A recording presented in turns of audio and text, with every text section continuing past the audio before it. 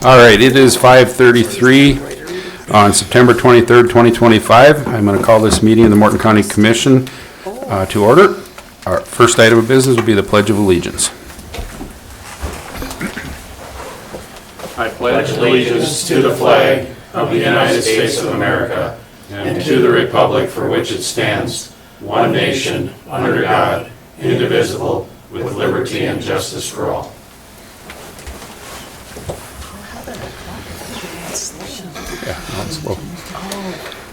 Next, we'll have the roll call. Commissioner Zachmeyer. Yes. Commissioner Buckley. Here. Commissioner Tokash. Here. Commissioner Morrell. Here. And myself, Commissioner Bain.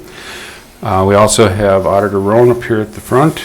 We have Sheriff Kirkmeyer, State's Attorney Copy, and Recorder Nancy Seafeld in the room.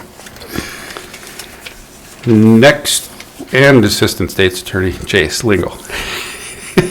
I got good ears, Chase. Next, we have the approval of the agenda. The bills were done by Commissioner Tokash tonight. They were switched over. So with that change, does anybody have any other additions or corrections to the agenda? Move to approve. Second. With the correction. With the corrections, I'm sorry. Okay. It's been moved and seconded to approve the minutes, the agenda with the correction. Is there any discussion? Any discussion? Any discussion? All those in favor say aye. Aye. All those opposed? Motion carries. Next, we'll have the approval of the minutes from the Morton County Commission regular meeting on September 11th, 2025. Mr. Chairman, I found a typo. Okay. The last paragraph above the four bullet points, got a butcher shop also known as instead of knows. Okay. Take out the S. Yep, and put an N in there. Okay. That was it. Any other corrections or additions to the minutes? Move to approve with the correction. Second. It's been moved and seconded to approve the minutes from the September 11th, 2025 regular meeting of the Morton County Commission with the correction. Is there any discussion? Any discussion? Any discussion? All those in favor say aye. Aye. All those opposed? Motion carries. Next, we have the monthly bills and payroll. Commissioner Tokash. Mr. Chairman, I've reviewed the monthly bills and everything looks like it's to be appropriate, so I've signed off on everything. Therefore, I move to approve monthly bills and payroll. Second. It's been moved and seconded to approve the monthly bills and payroll. Is there any discussion? Any discussion? Any discussion? Seeing none, we'll do a roll call vote. Commissioner Tokash. Yes. Commissioner Morrell. Yes. Commissioner Buckley. Yes. Commissioner Zachmeyer. Yes. And myself, yes. The motion carries. All right, we'll move right into our agenda tonight. We do have a public hearing at 6 o'clock, so we'll see how much we can get done ahead of that. Don LaFleur, our tax director, some abatements. Should be fairly quick. I only have 3 of these for you tonight. So the first one's up are abatements 7150 through 7151. These come from the city of Mandan. They're homestead abatements. One property for 2 years, 2023 and 2024.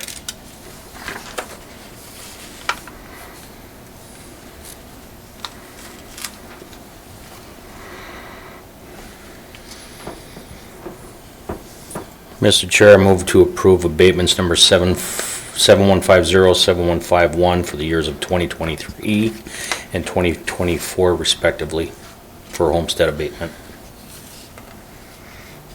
Second. It's been moved and seconded to approve abatements 7150 for 2023 and 7151 for 2024 for homestead abatement. Is there any discussion? Any discussion? Any discussion? All those in favor say aye. Aye. All those opposed? Motion carries. Okay, then we have one veterans abatement, that is 7152. This comes from the city of Mandan, just one correction to the materials. It's for 2024, not 2023 as stated there.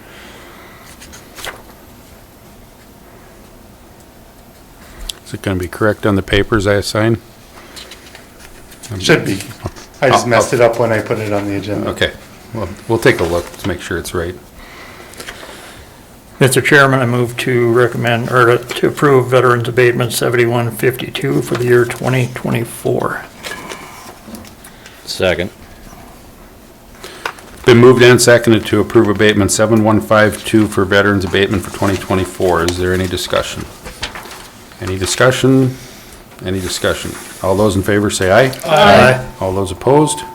Motion carries. Thank you. Thank you, Don. Next is Nancy Seefeld, Morton County Recorder.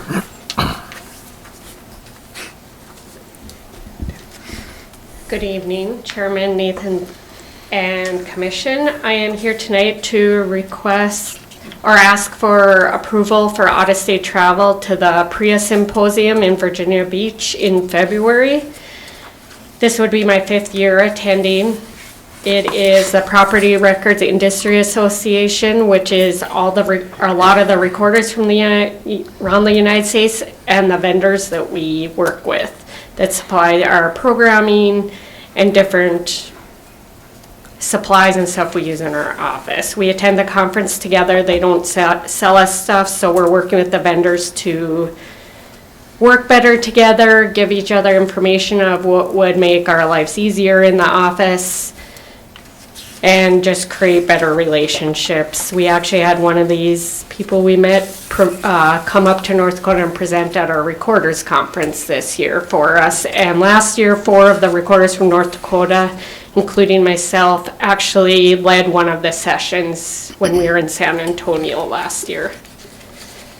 The approximate ask, or what I had budgeted, is $2,200. The conference is a 3-day conference, so I'm usually gone for about 5 days, including the travel time.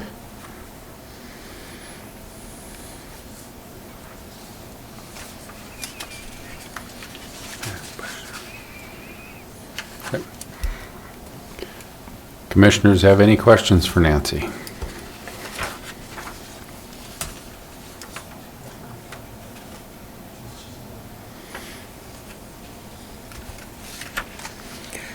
Mr. Chairman, so does this come out of the 2025 budget or the 2026?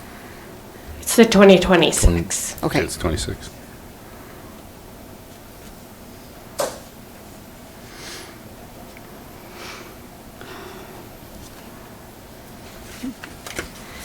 Which we haven't approved yet. Yeah.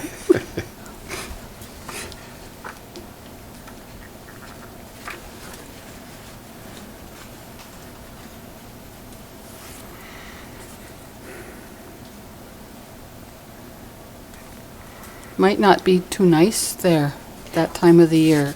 It isn't that time of year, but it could be worse. Could be 20 below. Yeah, it could be.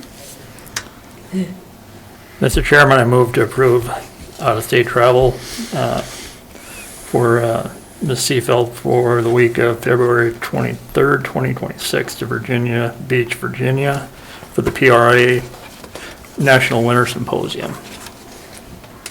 Second. It's been moved and seconded to approve out-of-state travel to the National PRIA Symposium in Virginia Beach for Nancy Seefeld, Morton County Recorder. Is there any discussion? Any discussion? Any discussion? All those in favor say aye. Aye. All those opposed?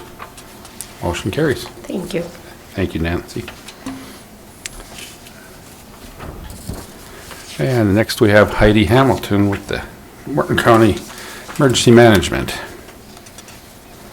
911 Program Coordinator and all the other titles. And all the other things. Have to put on my glasses. Good afternoon, Chairman Boehm, Commissioners, and Auditor Roan. As the Public Information Officer for Morton County, I'm here to present the revised and updated Morton County Social Media and Social Networking Policy, Policy 800-003. Over the past several months, we've reviewed the 2016 policy and modernized it to reflect current best practices, provide clearer guidance for departmental use, and ensure professional, consistent communication across all county social media platforms. The updated policy that you guys should have received in your packet also includes annual review, public comment transparency, and records retention while maintaining alignment with the county branding and messaging standards. What I'll do is walk you through the key updates real quick and changes from the previous policy, and then present the recommended motion for approval and adoption. I did give you guys kind of a quick breakdown table to look at that has a quick comparison for you guys while I'm going through this. So why the 2016 policy needed updated? Obviously that was almost 10 years ago that it was last updated. It referenced specific platforms, which made it prone to becoming quickly outdated and less flexible as new social media tools emerged. For example, it referenced MySpace, which I don't believe is in use anymore. The revised policy avoids naming platforms, ensuring guidance stays relevant regardless of which tools are popular in the future. It also lacked coverage of evolving legal and operational requirements, including North Dakota Century Code 44-04-17.1, which references public records retention, accessibility standards, which we are required to do to manage ADA compliance for digital content, First Amendment considerations for public employees, and crisis communication protocols under the incident command system. Additionally, the structure was fragmented and repetitive with a stronger focus on prohibitions rather than providing proactive guidance. So what's changed in this policy? We have centralized communication. Confirms the PIO manages all official social media accounts to ensure consistency, compliance with records requirements, and accountability. It has a clearer structure, has streamlined sections, removed duplication, and made the policy easier to read and follow. Content standards, it emphasizes professionalism, accuracy, accessibility, and neutrality with explicit prohibitions against harassment, bullying, and discriminatory behavior. Crisis communications, it formalizes the PIO's role in the incident command system and the Joint Information Center to ensure coordinated, accurate public messaging during emergencies. Public comment moderation, it establishes legally sound standards for moderating comments based on conduct rather than viewpoint, balancing free speech with respectful discourse. Personal use guidance, it clarifies expectations for off-duty conduct, proper disclaimers and limits on speech that could disrupt operations or damage trust. And enforcement and accountability. It applies consistently to employees, elected officials, contractors, and volunteers with clear consequences for violations. Some benefits of this updated policy, it aligns Morton County with the best practices across North Dakota. It provides a clear, actionable framework for staff and elected officials.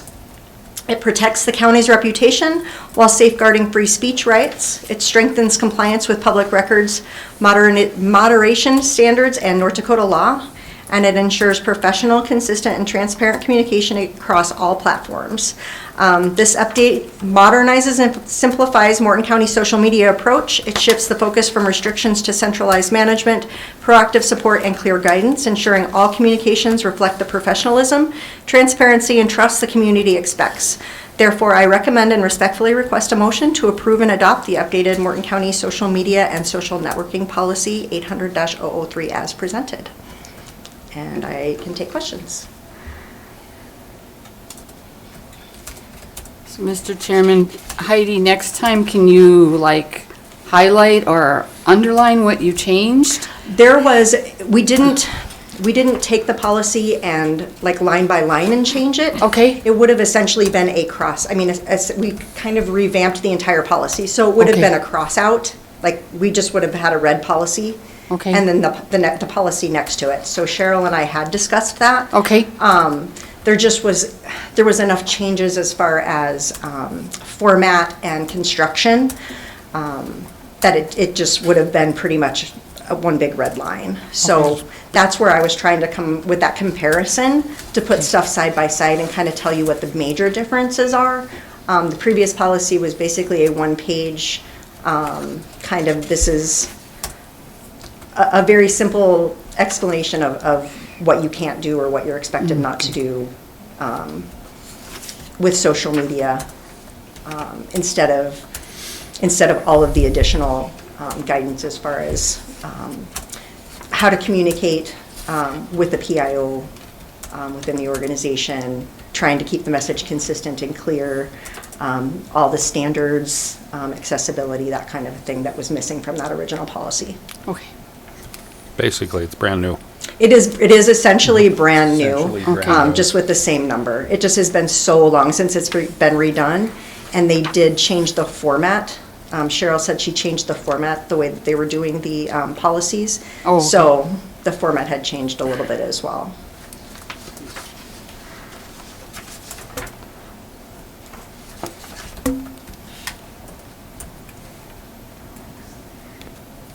Ms. Hamilton, could you explain, is this aligned with any state policies or other county policies? And yes or no, could you give us a little color of why you decided to go a certain direction?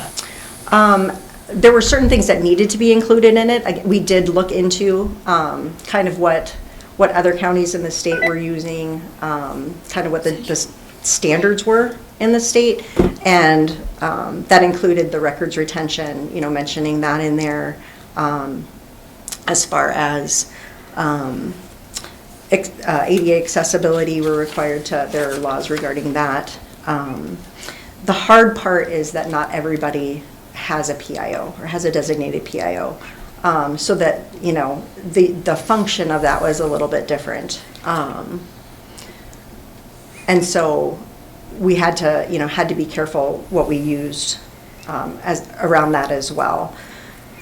Some counties have somebody that's strictly just PIO, and some counties, they have like their auditor, treasurer, and PIO, or they have nobody that's managing that kind of stuff. So it was hard to find something to kind of mimic. We just had to say what's required. With our social media now, what are we seeing as far as what we may be having issues with, or what are other places in North Dakota seeing as issues with inconsistency or access to social media? What are the dangers? What are possible consequences or damages? How do we control that for the county? And so that was where we kind of came up with what needed to be revised and added to the social media policy from what we had before. Okay, thank you. I've got one other question.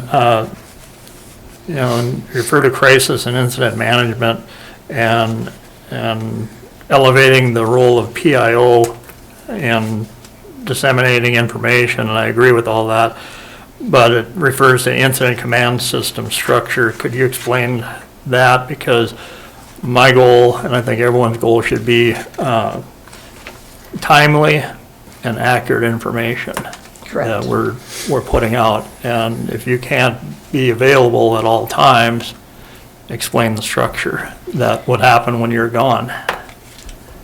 When I'm gone because of an emergency, you mean? Well, if, no one can be available 24/7. Right. So if we're elevating this, and I'm reading in here that all communication has to go through the PIO. So what happens if the PIO is absent? So at this moment, my understanding is that Patrick Morton, as my supervisor, as being in charge of emergency management, that the PIO falls under his role, and he would be the one to step in at that point. That's my understanding. I'd have to clarify that for sure, but he has gone through all of the same classes that I have, and all of if I have any questions or concerns, I usually run it by him. That's, like I said, that's kind of my understanding right now. The next fallback would be HR, would be Wendy Bent, I believe. In ICS structure, if there is no PIO involved, then it falls on incident command. So whoever's in command is then the PIO. Okay. If there is a PIO, they would work in conjunction. So everything goes Correct. up the chain and then to this one for the uniform messaging. Mr. Chair, another question. I was just going to add to that because, again, previous role, I served as the Public Information Officer for the Department of Emergency Services. In the time of significant disasters, you set up a Joint Information Center, which is a conglomeration of public information specialists that work with the incident command system, the structure within. They identify what the priority message is, and work to disseminate that message. In the case of a smaller scale, if there's need for 24 hours, as far as monitoring any of that nature, the public information officer will also have assistants that'll support that role, so whatever the time of the day or whatever light period, nonetheless, they come in and do the whitewash right away. Here's what happened, here's what our priority message is. That's all standardization within the incident command structure. However, other comments regarding this, as we look at what social media, and again, myself personally, I have extensive knowledge with social media. The evolution from 2016 to where we're at today is huge, ginormously huge, as far as the impact, implications, and the usage of social media. So having something that is a little bit more of a guidance, I actually wrote another policy for another organization too, a little bit more in depth than this one was, but nonetheless, having that guidance is extremely important, because I actually, and I think Commissioner Buckley as well, have access to our Facebook page specifically. So we see the dialogue that comes through. We see the queries that come through, and there are some things that we have to be responsive to in accordance with protocols, in accordance with what's the best image for Morton County. And this really helps guide that. We also I'm a member of NDPIO, and they are always willing to help if we need help. So there are always people on standby willing to step in if I need help, if I'm not available. Lots and lots of knowledge available with that as well. So whether it's an emergency situation or a non-emergency situation. So. And just to clarify, that's North Dakota Association of Public Information Officers. Yeah, basically mutual aid. Correct. Same principle. Yeah. I guess, Mr. Chairman, I guess what we specifically run into, and Commissioner Tokash and I really see this with road conditions. And sometimes there's posts on there, I'll call it, that are Not not appropriate. And so our road guys get a little bit upset, and so we try to talk to them about how important it is that they don't get on there and blast the general public. And so I think Chad said he just tells them not to read it to get upset, and my husband gets into that too since he works at the cemetery. So it's important that we respond politely and remember that we're the public, and we're the public too, but we're replying as a Morton County employee and need to be aware of that. Absolutely.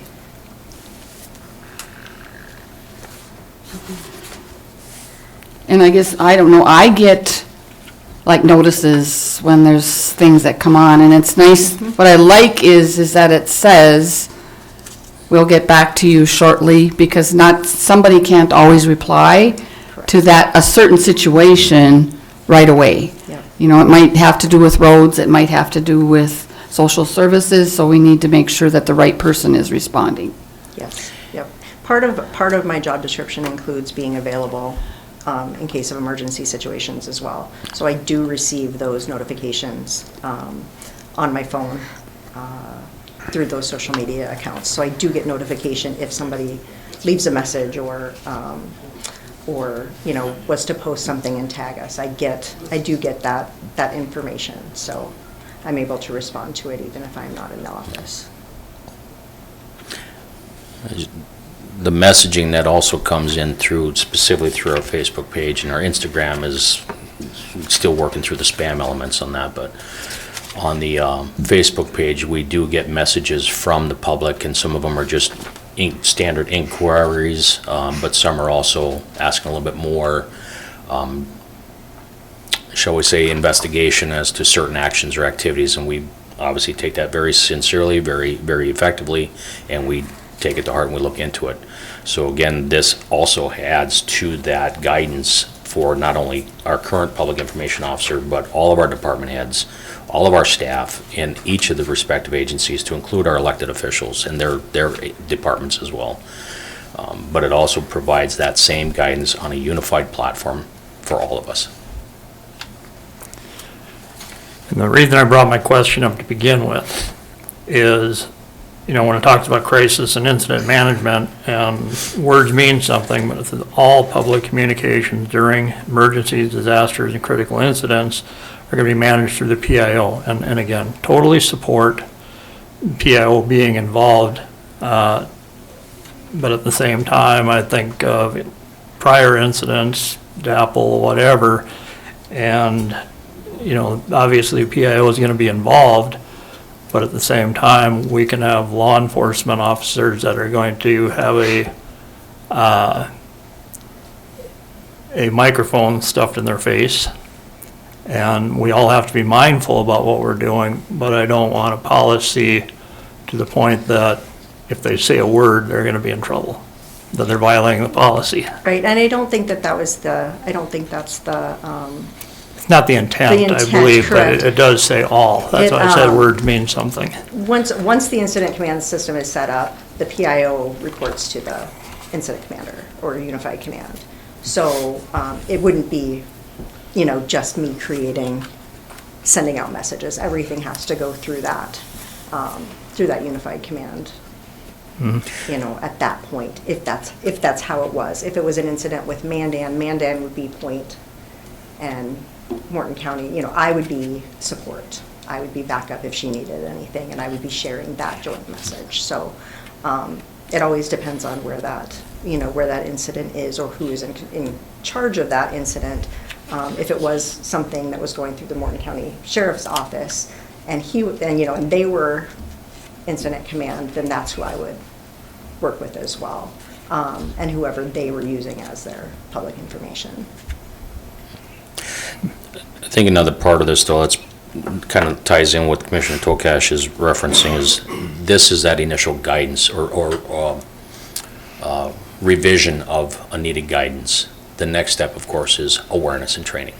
Right. So in the case of our employees that are out there that do go in front of a camera, or that may have the potential to go in front of a camera, again, working with the Association of Public Information Officers, they provide trainings that we can implement for those types of staff And people. those are covered under a media policy, not the social media policy. This is strictly for social media.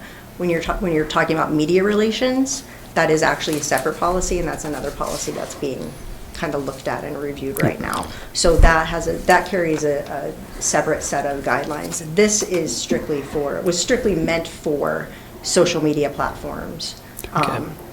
Posting and replying, that kind of a thing, on specific county social media platforms. Thank you, that clarifies things for me. Yes. Okay. We are going to pick this back up after our public hearing. It is 6 o'clock, and so, sorry Heidi, you're going to have to stick around. With that, it is 6 p.m., and we have a public hearing on our final budget. And so I am going to open that public hearing at this time.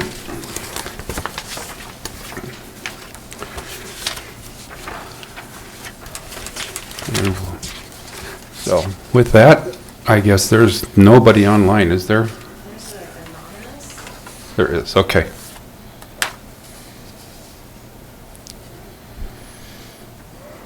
All right. We'll just do 3 calls in here, There's somebody that came in, so Yep. I don't know. and then online also, and then if nobody talks. Okay. So with that, public hearing is open, and I will call, is there any public comment from in the room on our final budget?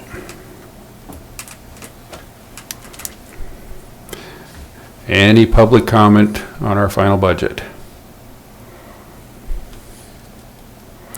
We'll come back to the room again. How about online? Is there any comment online?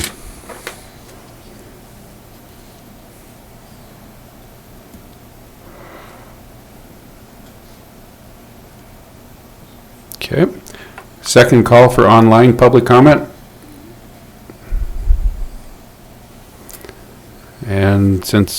And we'll do the final call for online. That's 3. And we're gonna do a final call for within the room. Is there anybody that wants to make a public comment on the budget? I'll forever hold the peace. Yeah. This is pretty normal. We don't get much comment. Usually they come when the assessments are done, but not when we have the budget. So, okay, seeing none, I guess we will close the public comment period. And then commissioners, we're gonna move right into the budget. We'll do that now and discuss what we want to do with if there's any changes you want to make or whatever.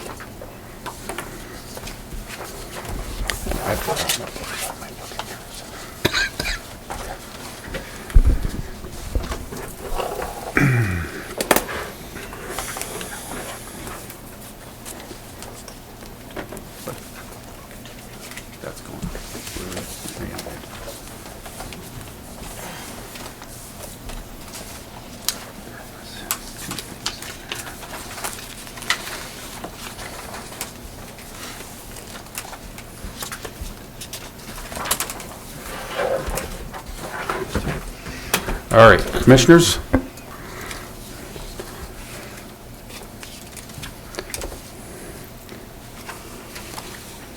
You got anything you want to bring up?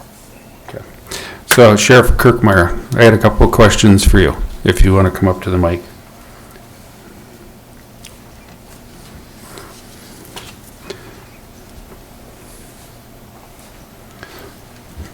So, Good evening. Good evening. First one's the boat. Okay. We keep going back and forth on that boat. And there's gonna be two things I want you to justify. We'll see how we go for this here, but I'm thinking, in my opinion, I'd like to take the boat out for this year. I mean, we've got quite a bit of other things in there that we do need to do. And then on the drones, can you explain that a little bit on those drones again? Because we're talking a $12,000 project in there. For the drone, you mean? Yeah. The cost of it, or what The it's cost, used for? yeah, what the cost and what you're using it for, and justify what we're doing with that one. Yep, the drones are, obviously they come in very handy for anything that's emergency related. That could be for, we've used it for, well, definitely on calls for the deputies, missing people, searching, overview of scenes. Search and rescue stuff. We actually use it for, at times for parties and people that are missing in town. We also assist the PD in other locations. So they come in very handy, and we want to be able to, in case of emergency situations, to be able to actually live stream the drones, which is something that I've been trying to figure out a way to do for quite a while, so that information is more readily available for those emergency, situations. We used it on the river for overview for ice jams, that type of stuff for the county. We also use it. We had the drone up when we had the unknown brown substance in the river here a couple weeks ago. So it's all used for different things of that nature, but they do come in handy to give whoever, mainly most of the time it's me, the overall situation of what the scene is, to make that situation awareness and decisions from that point. Mr. Chairman, are other departments able to use it? Like, say, the Extension Service needed to use it, or the Road Department? No, you have to be licensed. But could a licensed deputy do that work for someone another Yeah, department? if they request it, if they request it through the sheriff's office, we obviously have helped before, but we wouldn't give them access to the drone, no.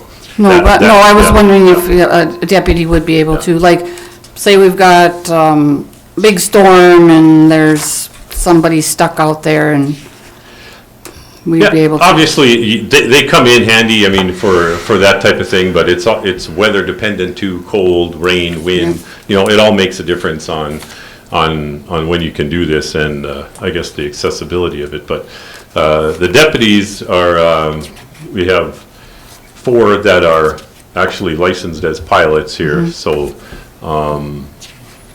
they know the rules and where you can fly, and that type of thing. We have to, depends if we're in airspace and like a flight line of the airport or the airports, that all has to come in and actually get pre-approved when we fly in those areas from the FAA. But there's things that you follow to make sure that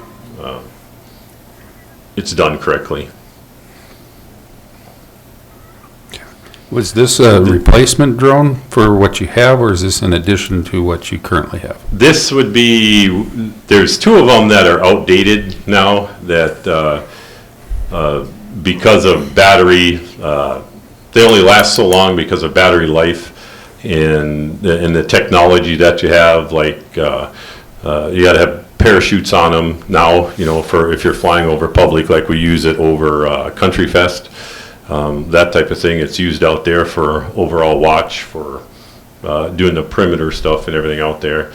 That would be another thing. Accident scenes or crash scenes, they can be used for that type of stuff.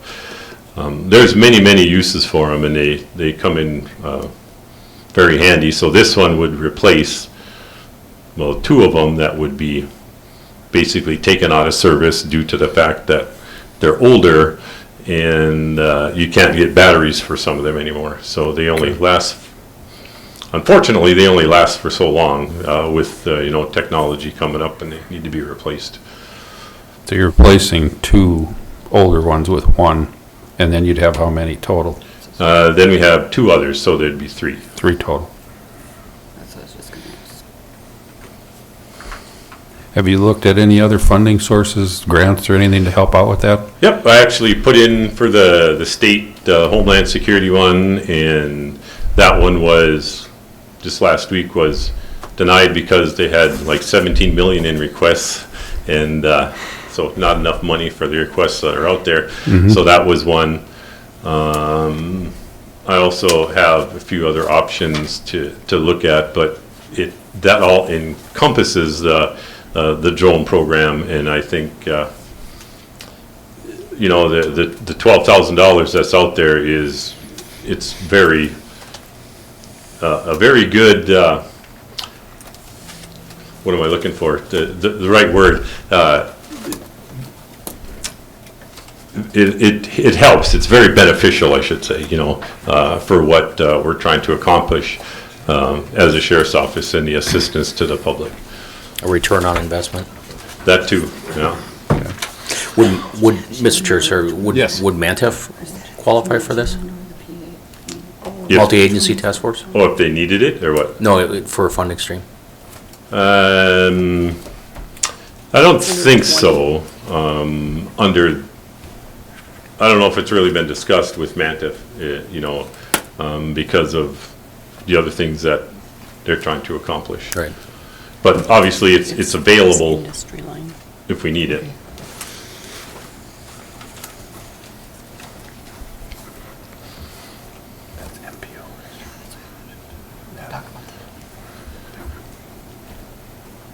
Is there any resale value in the older drones? No, I think when it gets down to that, you could probably, I don't even know if they Or any scrap value? refurbish them, that type of thing for batteries, and batteries, the number one issue on the technology, they used to last, if you can get 20 minutes out of a flight is good, 20 to 30 minutes, and, they always keep improving some of the battery and some of the benefits, the infrared that's on them, which is another good thing with the drones. The camera's better, the infrared is better, and then also we have on the one, which this one would too, it actually has a spotlight, and they are pretty, they light up an area pretty good if need be. So Just makes them easier to knock down. well, sometimes, but yeah, depends where you are. Yeah, so, and let's just throwing this out there. Yep. We have a incident, we're talking about buying Eagle View and using some of that data in there. That's in there preset. You can go in and look at it, but then till you get there with your drone active on scene, you'd still be able to use something like the Eagle View. Well, Eagle View, You'd know more buildings and where they're at and everything, so where you could go with your drone and where you have to look. right. Well, Eagle View just gives you what the layout looks like, Right. not what's actively happening. Correct, but until you're Yeah. set up with Yeah. your drone actively, you already have something there, then this can be supplemental to what we're doing. Oh, absolutely. Real time. Absolutely. They could work together in the right situation, you know. Okay.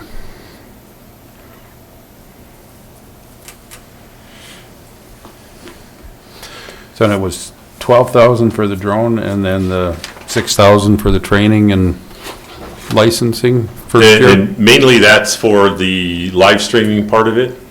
So that's another program, drone application that is used to live stream the drones.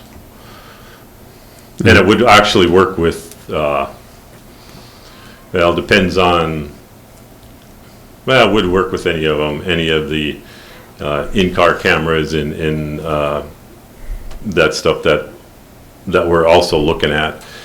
So they can, the whole system needs to work together, and that's what it that's what it would do. Yep. Would that live streaming work on the two older drones that you're keeping? Yes. It does, okay. So your deputies are trained to do that? You don't have to hire so you have somebody on staff that can do the live streaming? The live streaming comes with the application as a whole, Just an app. is you need training on the Yeah. live stream to make sure it's done correctly. Right, right. You know, yeah, right, that's part of that. That's part of that, okay. Yeah.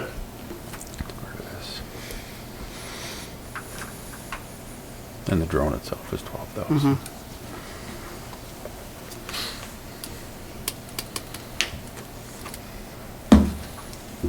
Okay.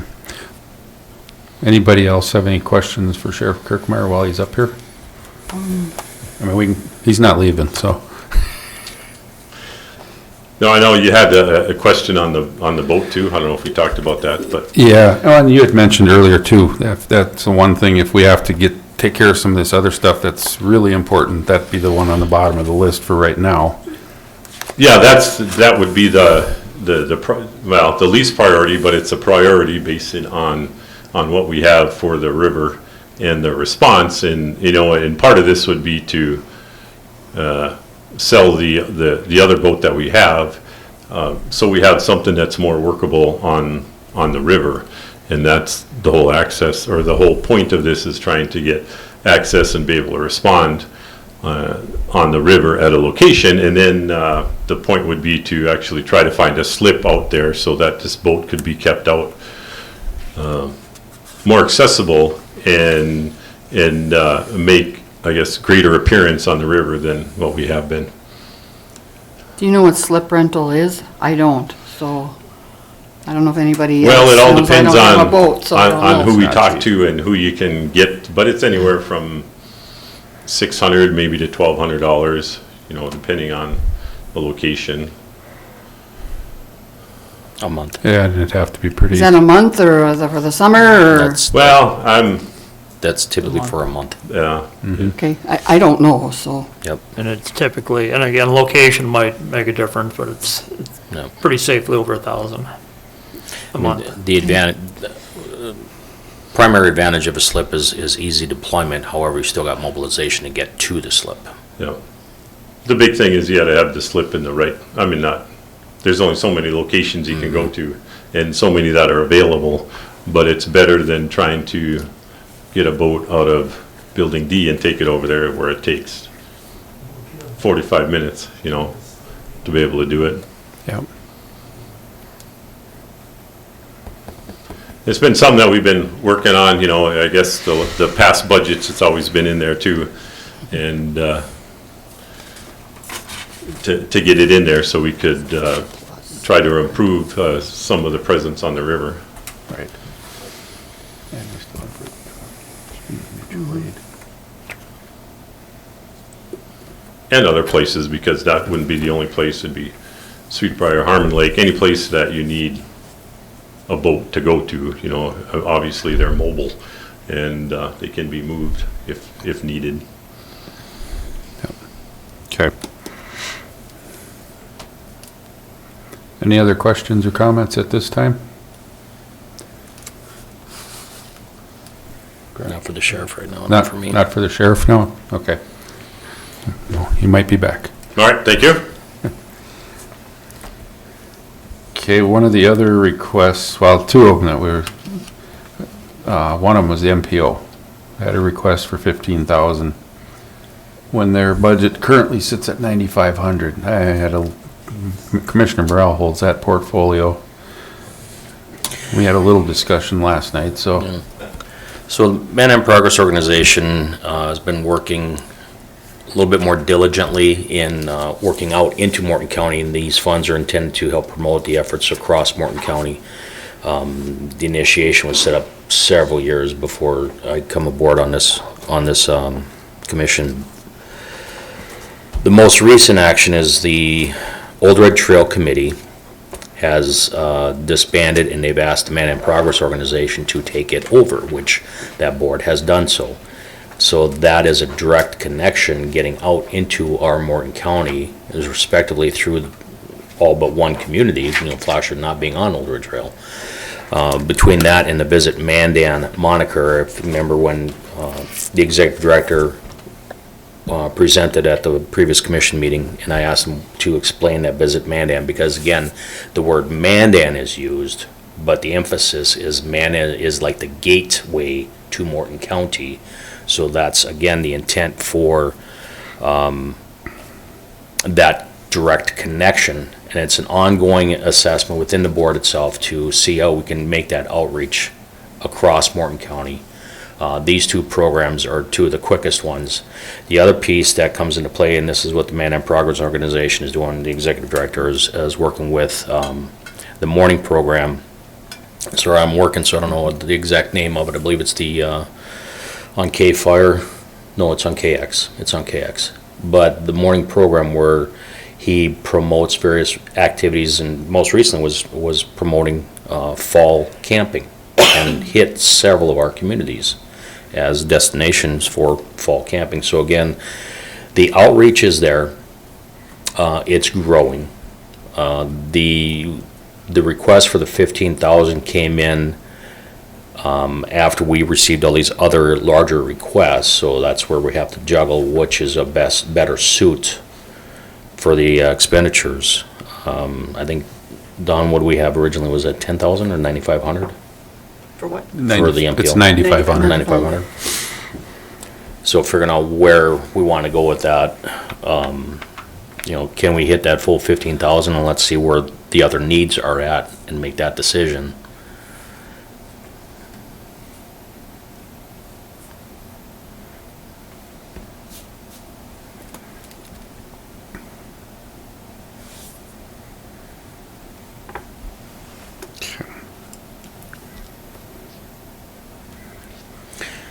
We got that one on our list to look at. So there was the MPO, there was the sheriff, which he addressed. Eagle View. Do you want to talk on that a little more? Yeah, I think we kind of went through Eagleville pretty good already, unless there's any questions from somebody. I know what my opinion is on that one, so. Just quick question for Don with the Eagle View, if you wouldn't mind. Anything? I wouldn't mind seeing it, but from the Metropolitan Planning Organization, they always want to buy these things too. So with the Eagle View, that was a 60,000, correct? Was that annually, or was that the 30, or? Yeah, I believe it's a 180,000 total, That's what but it they was. let you pay it over 3 years, so it's only Okay. 60,000 a year. That's where it come into play. And they Yep. fly once every 3 years is what we're currently being set up for. And in the Yeah, case, the 6-inch. correct. So then there's also the 3-inch was, I think, if I'm recalling correctly, was like 220, 230,000. That bumped it up. So, but we were only asking for the 6-inch at this point.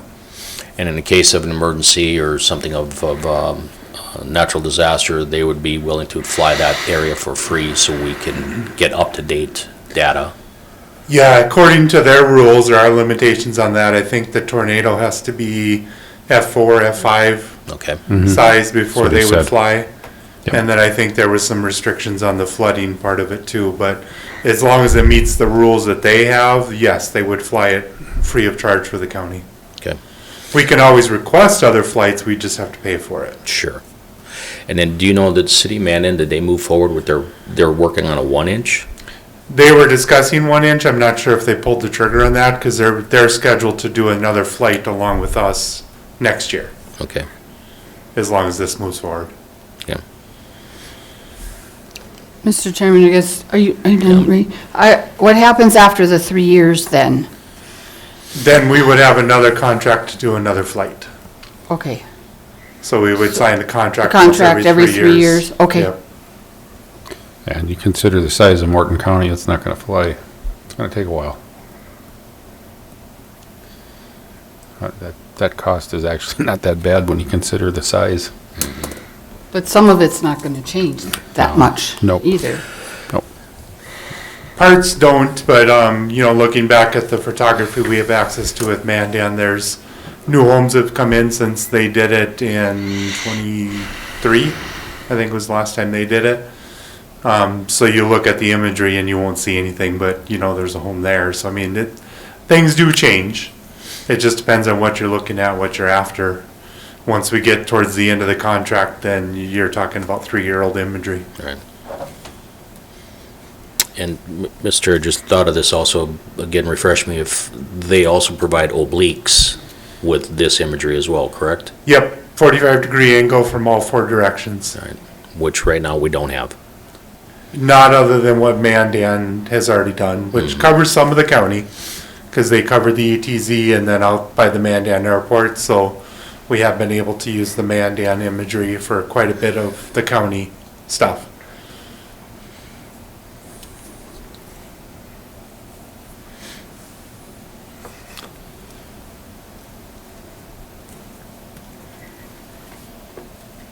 I think I had mentioned before that, it's a pretty big leap of faith for the taxpayers. I believe there's a payback here, but we don't have a real business proposal.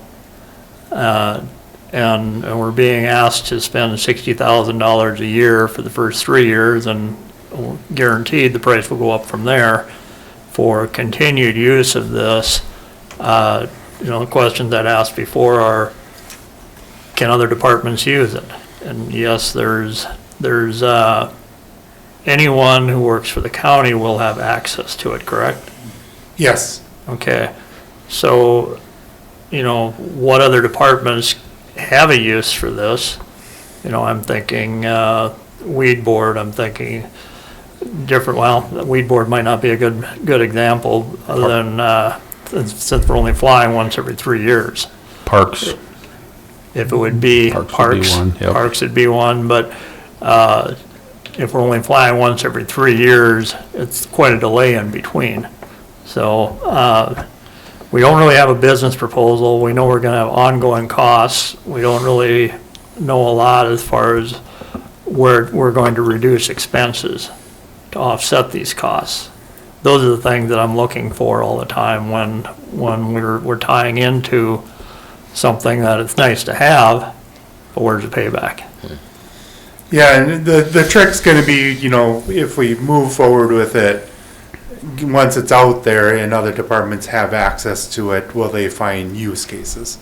So I did reach out to a number of departments to get them to kind of sign on, but I think it's hard for them to envision where we were able to actually use what Mandan had done and we're able to see the benefits of it. Other departments really haven't had that capability yet. So as far as my department, will it reduce expenses? Absolutely. I've already been using it with Jonathan Ochtenberg turning in his resignation. I'm kind of taking over some of his stuff, and I've been able to go into Eagle View because Mandan covered some of the areas, and able to get imagery of those houses and make the assessment without having to drive out, because I don't really have time for that with everything else to add that on. So I've just been able to use the imagery and do it from my desk and get enough. Okay, now those are the things that move the needle, and if the payback period is, in 2 years, we're gonna have it paid, the whole 180,000, great, but we don't know that, and I know it's a difficult calculation to figure out when the payback is, but, and I'm not promoting, we need to get rid of all the county employees, but through attrition and things like that, if we can can reduce staff, yes. If we can hold off on employing someone, that's a quick payback, very quick payback. Will the tax department alone make up that $180,000? I doubt it. Will we have cost savings? Absolutely. But I think, like I said, you gotta kind of get it and let other departments start using it, and then will we get payback as the county as a whole? That's the question that we're not able to answer at this time. And there's also going to be increased accuracy and of the information to help you out too, so. Accuracy of assessments, especially, Yeah. like I said, if the owner denies us access to it, and our records aren't very good, we can use Eagle View and make a fairly decent assessment instead of making guesses, for sure.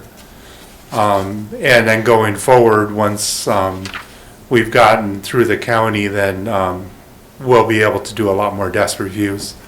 We can just go out and get a quick picture of the front of the houses and then use Eagle View to see around the rest. Which again is time savings efficiencies right there.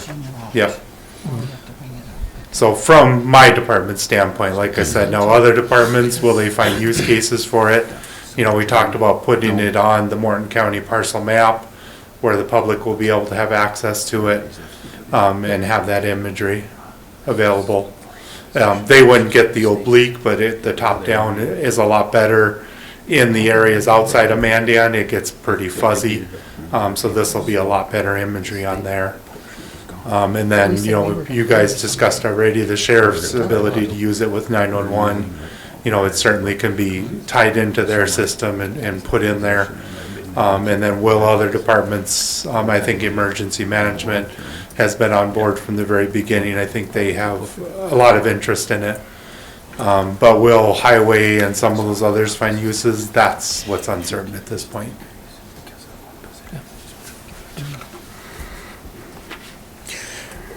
I guess the other unknown is as much as Eagle View has come in as a modern day resource. Again, who knows what's going to be out there 3 years from now, 6 years from now.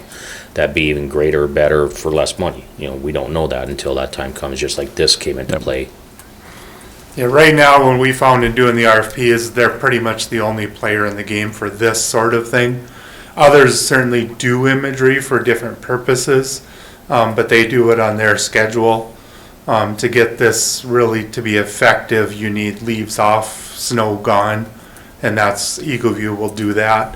Where the other ones we talked to said, we'll fly when we want to fly, and we'll give you access to our imagery, which doesn't really work.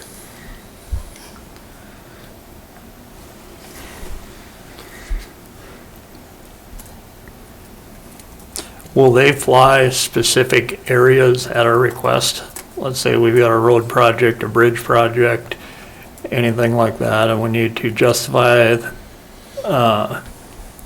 federal funding or completions or anything like that. Not under this contract, no. This contract is a one-time flight of the entire county, and then that ability to use it for emergencies.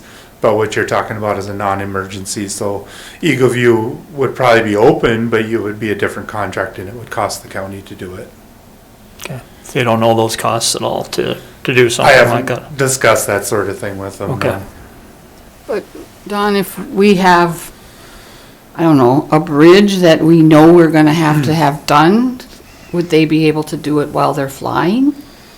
Do you think they would do that? They would certainly get imagery of it as that is today. Okay, There's other companies that do have drones similar to what the sheriff was talking about that will do specific flights like that. And they may be better because Eagle View uses airplanes. The drone would be able to, for what you're talking about, probably be a more effective solution and give you a lot better imagery of a specific thing. But I know they're of the drone companies, but I haven't discussed with them because they're just doing one-offs. They're not doing the entire county like we're talking about with Eagle View.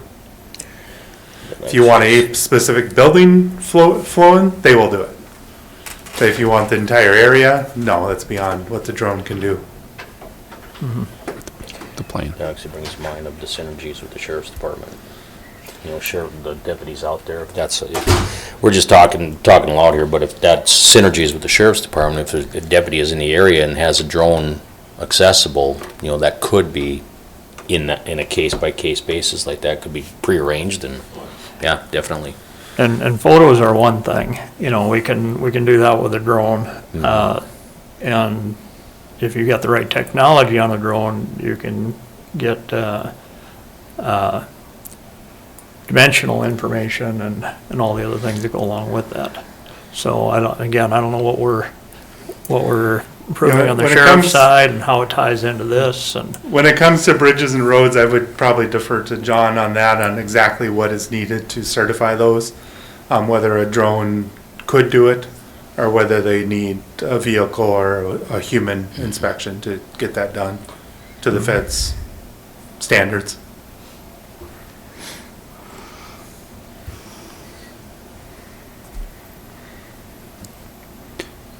Any further questions for Don?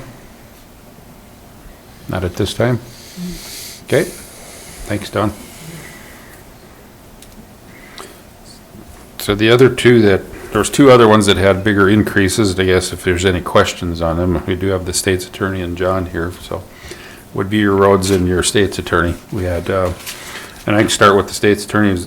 I have not want to have any questions for them or anything, but they did have an increase of about 13%, and that basically was for one salary, one more attorney.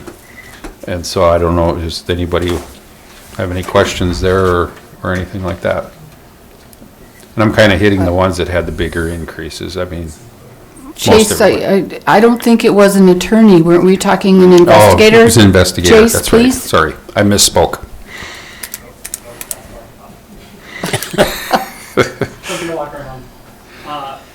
That's correct. It is for an You're right. investigator position, as well as the office manager rolling into the investigator position. The only other big increase was with our trial expenses. Reached out to Fireside, who currently does printers and purchasing all of that. They do not do photo printers, so we would have to look into purchasing those. In looking into our options, it's probably going to be about $3,000 annually for two printers. That combines the ink and the paper. It's just difficult to figure out exactly how many photos we're going to go through. Did you find anything else out, Chase, about Judge Veland and her request to do the, Yes. okay. So that has now been modified with Judge Spar coming on board. We saw a change in the timeline for those. Instead of noon the day before the final dispositional conference for exhibits, it is now 2 days before trial. So functionally, that moves it till after the final dispositional conference. So that does sort of give us a little bit more clarity about which ones are going to go to trial. So we still need the printers. We're just not going to be printing quite as much as we had previously been looking at. Good. So you don't, so we budgeted, what was that again? I don't remember. Let me go grab it from the You back. have, thanks. I don't remember what you put in. This one trial expense, wasn't it? Yeah, I think so. 33. Yeah, it has to. So under trial expenses, it had increased by $28,000. Yep. If that were 8,000, that would be more than sufficient.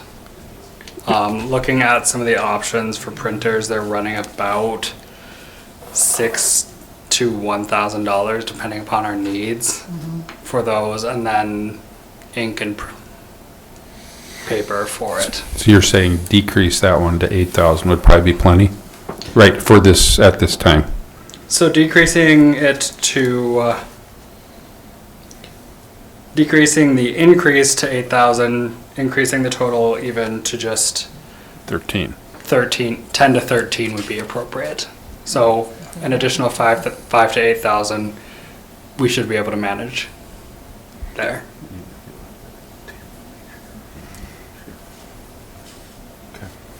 That makes sense.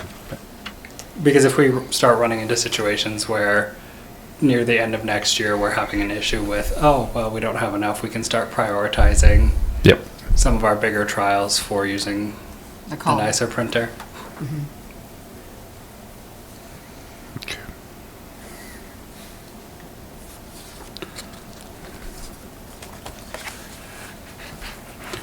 And the investigator would, I guess we haven't, I haven't been up there, I apologize, Chase, that we haven't talked about like a job description on what we're looking Yeah. for as far as what that might look like? Yeah, so the job description would be similar to what Jay Grugli held. Okay. Simultaneously working, his was also incorporating victim witness coordinator stuff.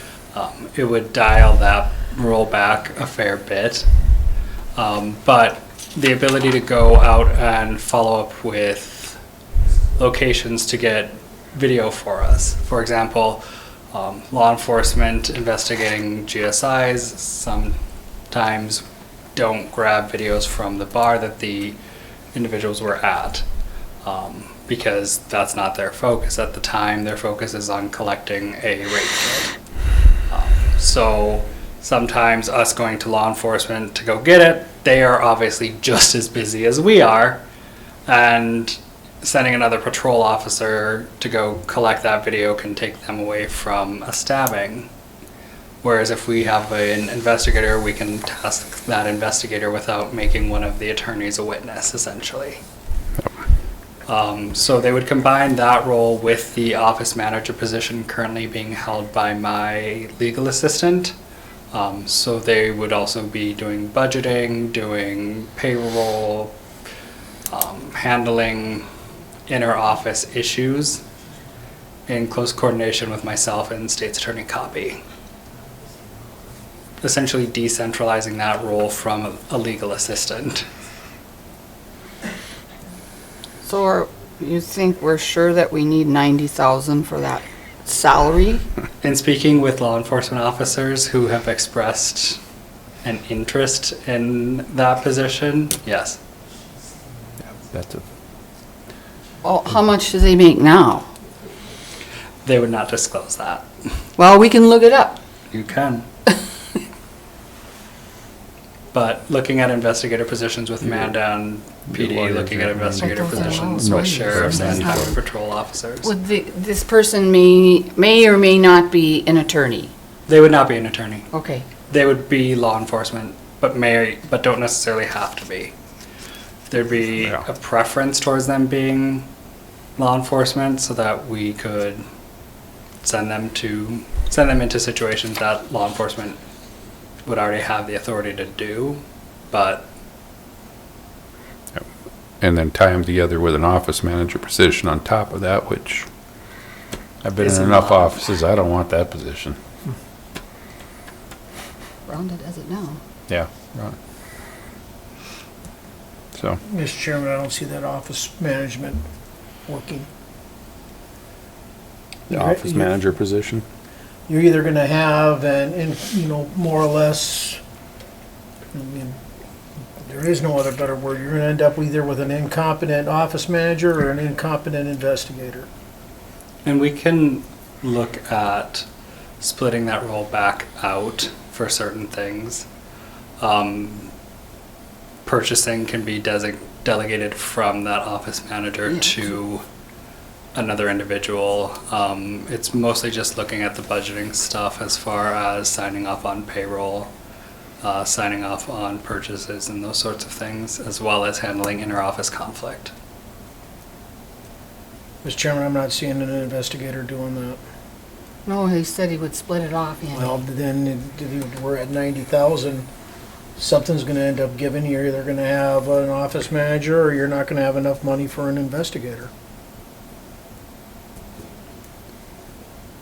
So is it possible that we could split it off into like some of the other legal support staff? We could, and we could look at adjusting the budgets or the salaries accordingly. You know, because one could do payroll. Yeah. And another one could do purchasing. I mean, that wouldn't be dumping all of it on one person. Correct. We could look at adjusting it that way as well. I mean, the cap being 90,000 doesn't necessarily mean that that's what we're gonna Yep. for sure We pay can- the individual that we okay. hire. We can chat about that, Yeah. Chase. The 90,000 was essentially pulling some of those positions. And additionally, my legal assistant's salary would be modified, or that legal assistant opening would be modified to reduce that back down, because that currently includes office manager salary as well. Okay.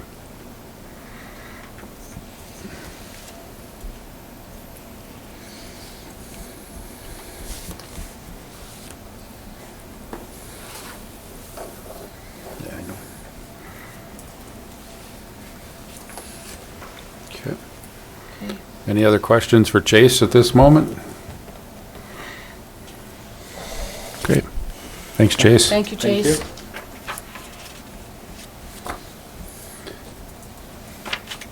And I guess the other big budget was the roads. Does anybody have any questions or anything in the roads that we wanted to talk about before we dive into moving some things around or whatever?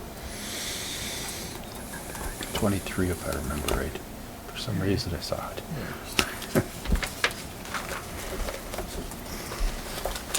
I know John had a priority list too. Yep, we did. Three. There you go.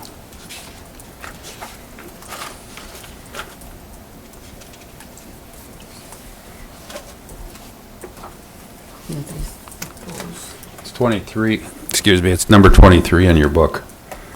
That was kind of. That's where he cut it. This is.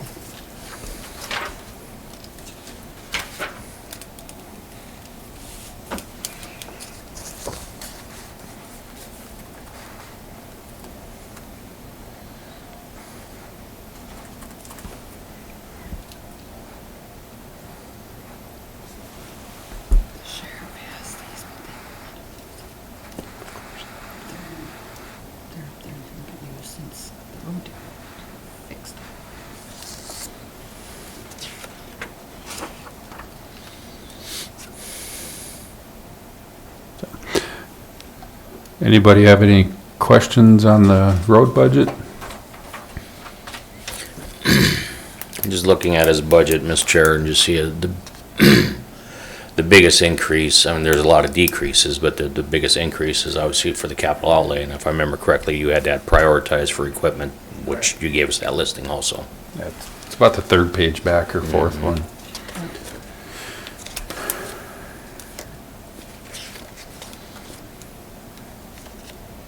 Well, and we're kind of set in stone for the motor graders, Mm-hmm. you know, because we've started to purchase those now, and so those are, we need to have that in the budget, I would say. But if I remember correctly, through conversation with the two of you, portfolio holders, and along with John, is if there is a need, we can just take it from the bottom and work our way towards the top.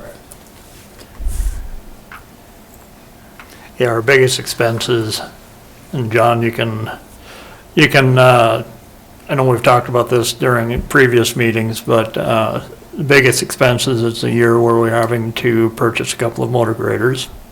And we also have a plow truck that's in the budget as well.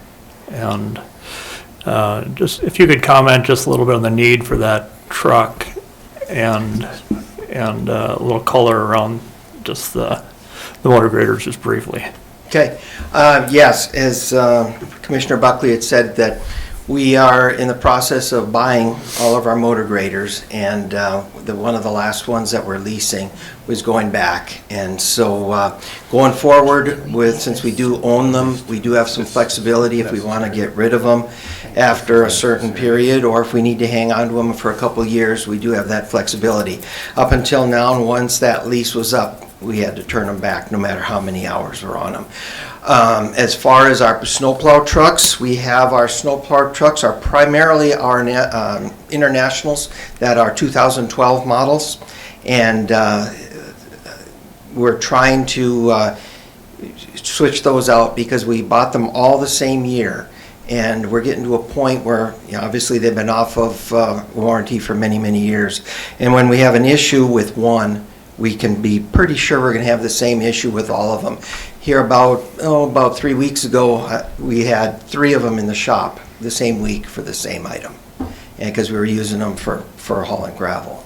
And in addition to that, we do have one regular semi-tractor in there, which is, has a lighter frame and lighter suspension because it's just used for hauling gravel, whereas the snowplow trucks are much more expensive. They have a double frame. They have a lot stiffer suspension, especially in the front for that lift group and for the front plows, and then also for the wings. And we're trying to get those switched out so we can start retiring some of these internationals where we're having some serious repair issues. So John, what are your thoughts if we cut the pickups out? I know that's number 3 on your list, and I know our pickups. Would you cut both of them or just one? Because we do have a number of pickups that are in that 275,000 to 300,000 mile range. And so we've been trying to get a pickup or 2 each year. Yeah. I would like to keep at least one. I'd like to keep 2, but I would like to keep 1, but that's at your discretion, so. This is a semi-truck. Mr. Chairman, I think the side-by-side should be cut, and every so often military surplus has those that come in. Granted, it was in the military, some of them are beat up, some of them are not. Same with skid steer loaders. Military surplus usually has those coming in too. Usually not with a track though, Andy. Still though, it's gotta start making cuts somewhere. Otherwise, what are we doing here? The $90,000 for it's the state's attorney's budget. Leave it in there, and then the state's attorney can figure out how to have an investigator or a office manager, or the combination of both.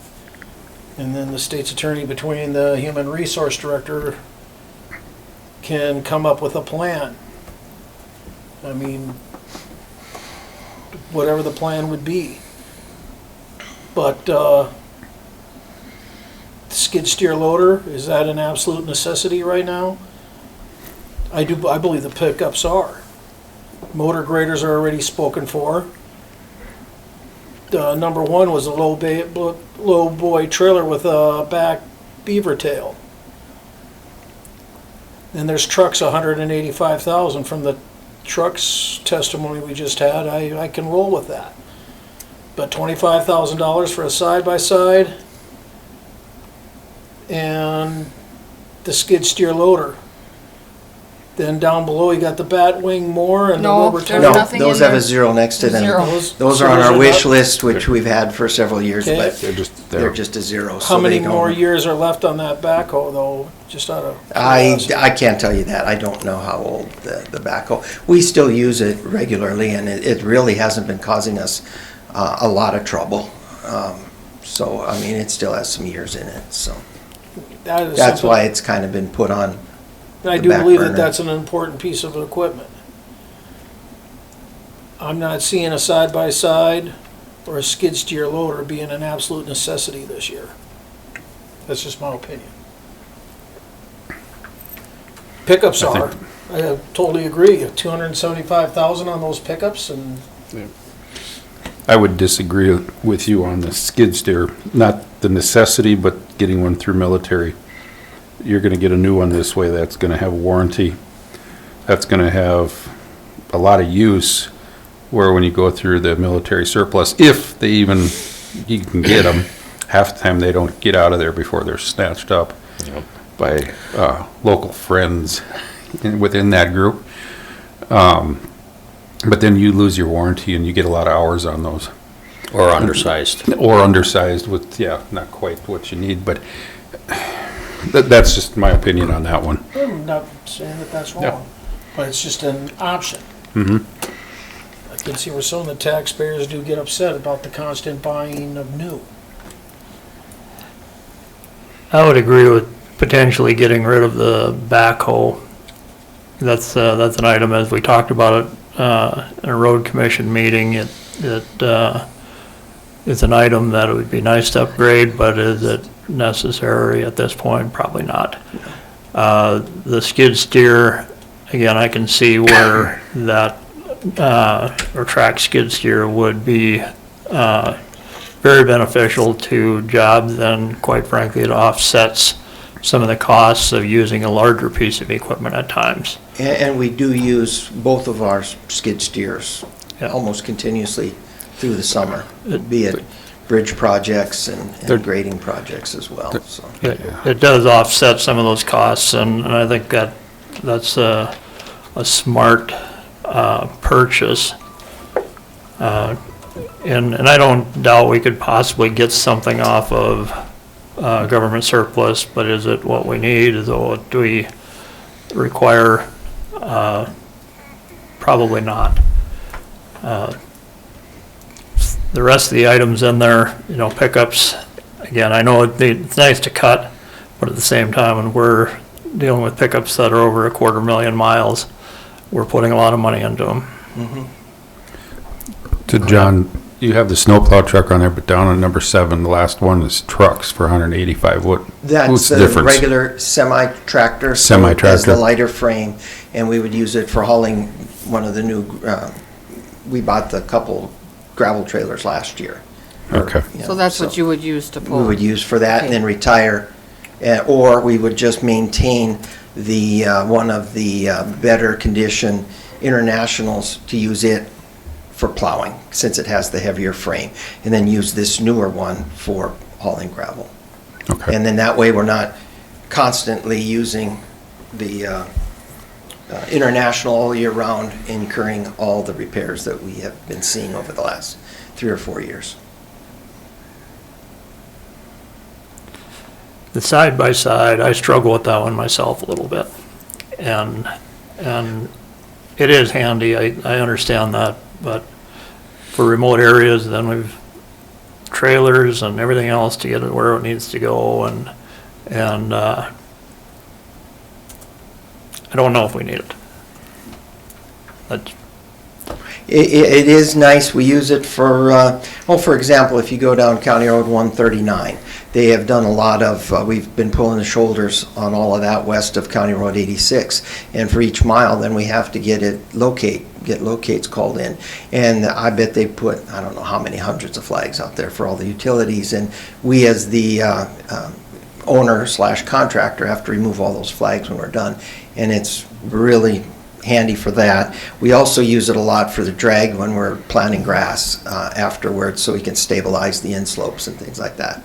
That's where it's also handy because of the smaller, tighter areas, and that's where it is beneficial. without that, what method do we have? Oh, we would drag it behind on our Bobcat Oh, skid steer. Okay, and that's not very efficient. That's not really efficient at all, It's not good for the grass seeding, that's for sure. especially if you use a track and try and turn. It goes back to my reasoning to purchase a skid steer rather than use a heavier piece of equipment. So, yeah, okay.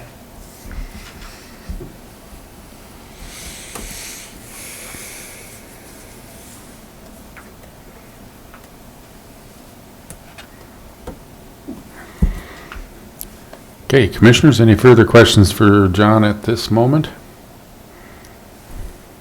Not seeing any right now, John. Okay.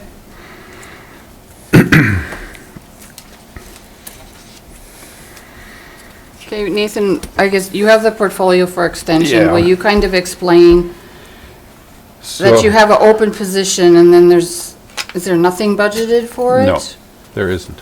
Okay, There's, well, wait a minute.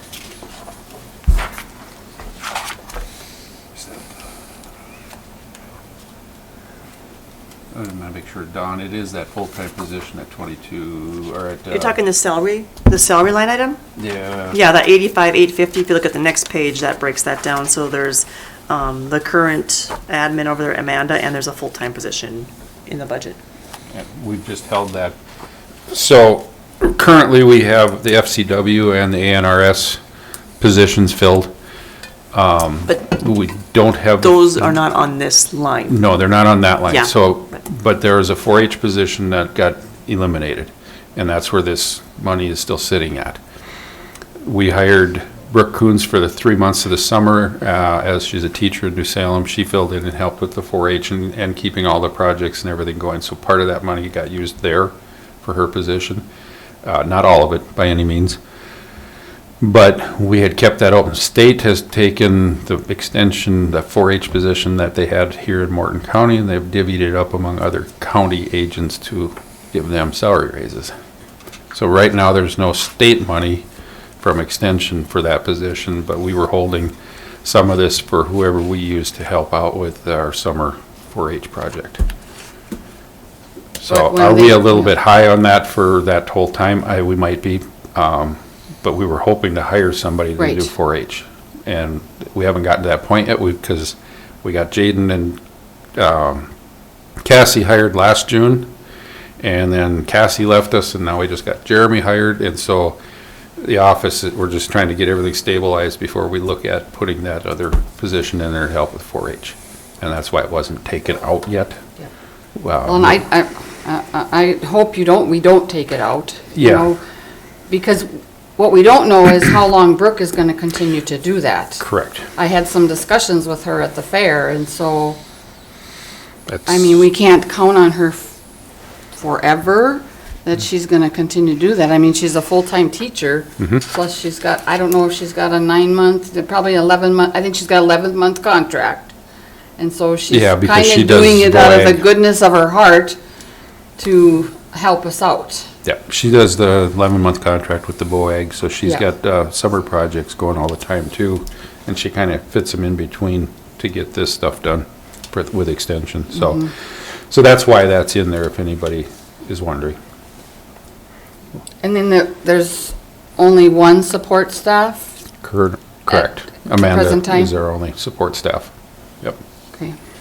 There is a third agent over there, JC, and I believe everything for her is grant funded type things. And do we pay? We pay part of her salary. We do pay too. part, Yeah, that's right. There was a bill in Oh, that's the the 15. vouchers today That's the for 15, yep. a quarter of hers. 15,000. Yeah.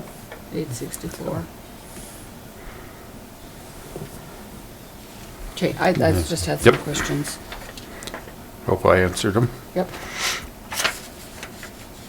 There any other breakout that anybody wants to talk about? I think everybody else is pretty much flat or whatever. No change, so.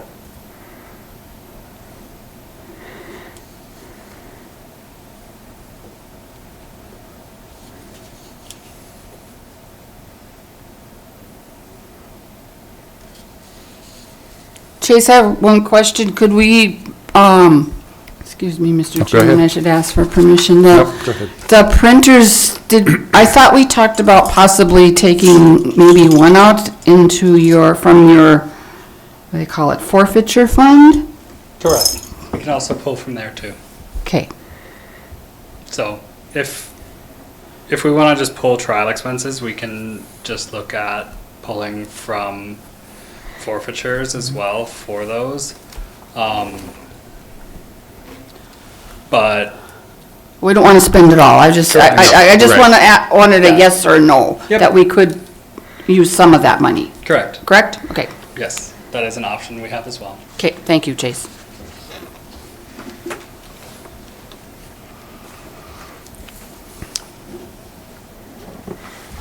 Should we break them one at a time, or?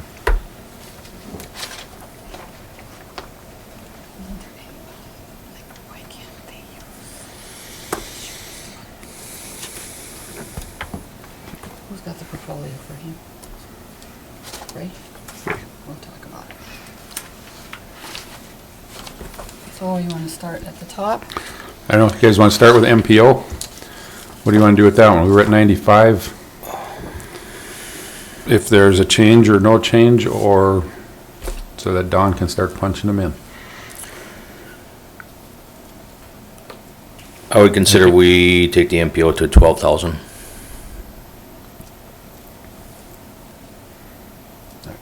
Yeah, it'd be 2,500 of what he asked for 5,500.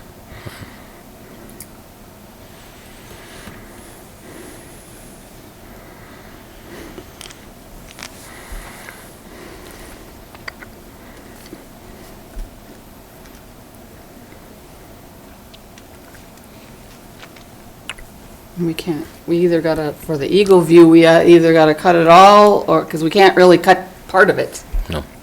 Correct? The money's set. Because that's the baseline contract then, right? Pretty much. Okay. But we have that figured in right now as far as our up, down. If we go up somewhere, we gotta come down somewhere.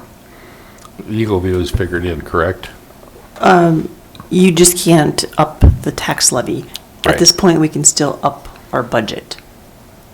You just Okay, can't I up the gotcha. tax levy. Yep. I gotcha.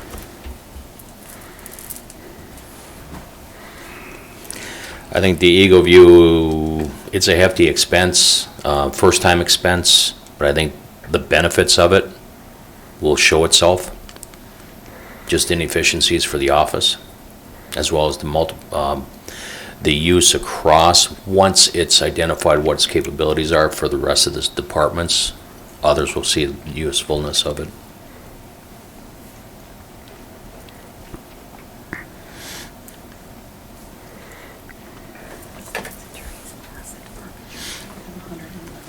Oh, because it says on 51 in here. Is I looking at the wrong sheet?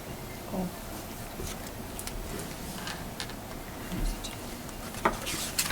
Where's it going? Oh, over here.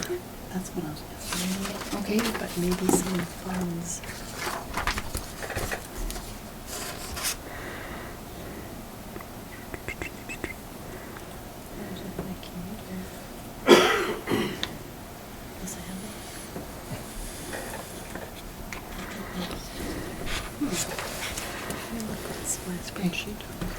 Donna, Just 100. she's looking at, It's 101, isn't it? well, but I see 81 And 20. and 26. Oh, that's revenue. That's not in there yet. That's just an estimated revenue. Yeah, that's what she said, she wants to check. Yep. And then, does the sheriff have that too? Yes. There's 2 forfeitures. Is that property? Property Property and- and asset yours, It is. Kyle? Yep. Forfeiture, that's you? There is an asset forfeiture, yes. Okay, So the reason the spreadsheet for the state's attorney shows, was it show 81? yes, Because we have 30,000 budgeted for this year, so I was taking into consideration if they would spend their full budgeted amount this year, we would start next year with 81. But Okay. right now, there's 111,000 in that fund. okay. And the sheriff says 74 in the fund currently. Okay. Better No, than you, I'm sorry. better than you thought, Chase. I think so. Thank you, Don. Yes. So then, okay, we're on the state's attorney, but that backs up. Can we use that forfeiture fund on that drone? Or at least part of it? Yes. I mean, just looking at what we're trying to figure out here. Because if you're at, you said 74 on the sheriff's Currently, yes. and 111 for the other one. Okay.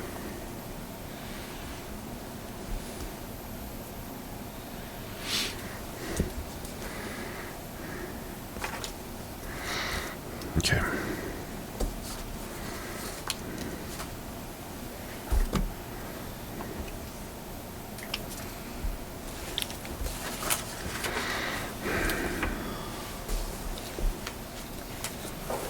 Where's state's attorney? 23, right? No, that's roads.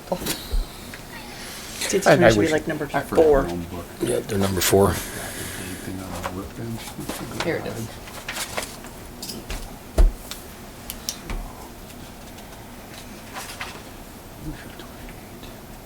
And the printers are 3. Oh, I have That's where- 13. That's where he went up. But we were at 5, if we were at 10, just at 5,000 that. Cut this by 23,000, that's a lot. So Chase, if we were to leave 10 in that trial expense line, and then use some of that forfeiture funds for the other one, you think that'd work out? Yeah, I mean, that leaves you some in there to mess back and forth with a little bit, but yet, Yeah, that'll work. that would work? Okay. So that would increase that line by 5,000, and 28 would save 23,000 then, Increase over last year. increase over Yes. last year, yeah. Correct. Which line are you on? It's fifth from the bottom. 6452 trial expense. Yep. Okay. Instead of taking it to 33, take it to 10 instead. So was a consensus to change that MPO then to 12? That's what I don't know. Sounds like. I'm good with that. Everybody else consensus on it? Andy? Commissioner Zachmeyer? Sorry. Yeah, he's good. So consensus on MPO would be to go to 12 this year. That'd be a 2,500 increase there. And I think we leave the 90 alone and we just change the traffic expense one. I think we can get somebody else. Leave that, but it might have a little extra there. Yeah. So are we good with the rest of the state's attorney then? Just, let's mess with that trial expense one and then that's it? I think so. Because You this okay year with we that? have salary savings, because we didn't hire any attorneys. If we would get somebody hired before the first of the year, but I don't know if we can get that done, because it's September already. But we would have salary savings, because we didn't hire those attorneys till September. So,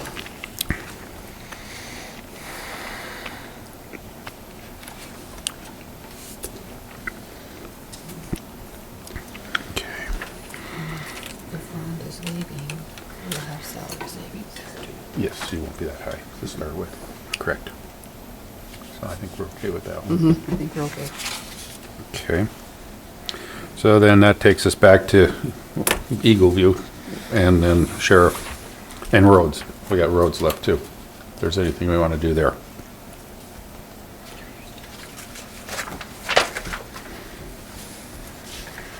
So, So- can I ask Don a question? Don, do you plan to replace Jake? Not Jake. Jake, Not Jake. John. John. Sorry. Yes, it is in our plans to do so. I have the position currently, it's advertised. We have it running till the end of October. My best expectation would be to have somebody on board starting in '26. I doubt we would get anybody in there in '25. Are you proposing the same salary for John as your new employee, or will there be some salary savings there? That's uncertain at this point. Okay. If we get somebody that's rather new, they would probably start lower than what he did. If we get somebody with some experience and knowledge, probably be about the same. Okay. Okay, thank you.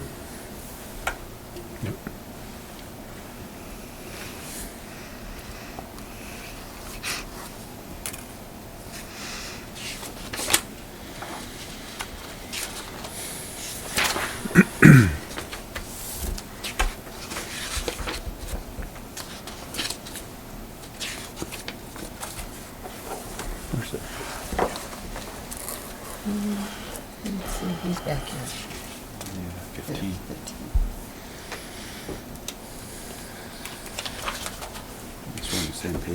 I should have marked them.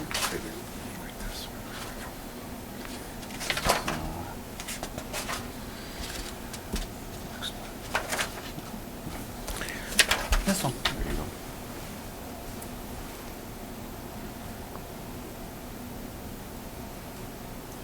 So I'm gonna ask him how much he wants to take out of the. What if we would take this out of forfeiture? You're asking, I suppose. Sheriff Kirkmeyer, if we were to take the cost of the drone out of your forfeiture, but leave the solutions, the training and all that in the budget, it would be 12, you have 74 in your forfeiture, that would take that down to 62, which really doesn't hammer it too hard. Does something like that work for you? That'd actually be okay, but then, since it's over 5,000, it has to come back to the commission, because when we can spend up to $5,000. When it's over that, then it has to be approved. Yep. Just so you know that. Which, if we're all agreeing tonight, you probably don't have a problem Yeah, there. yeah.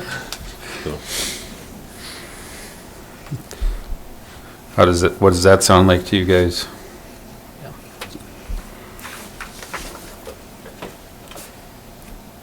Mr. Chairman, if the sheriff is agreeable to that, I'd be agreeable to it too. I also think the overall county probably would get more use having the drone available. A better drone than what we have, definitely.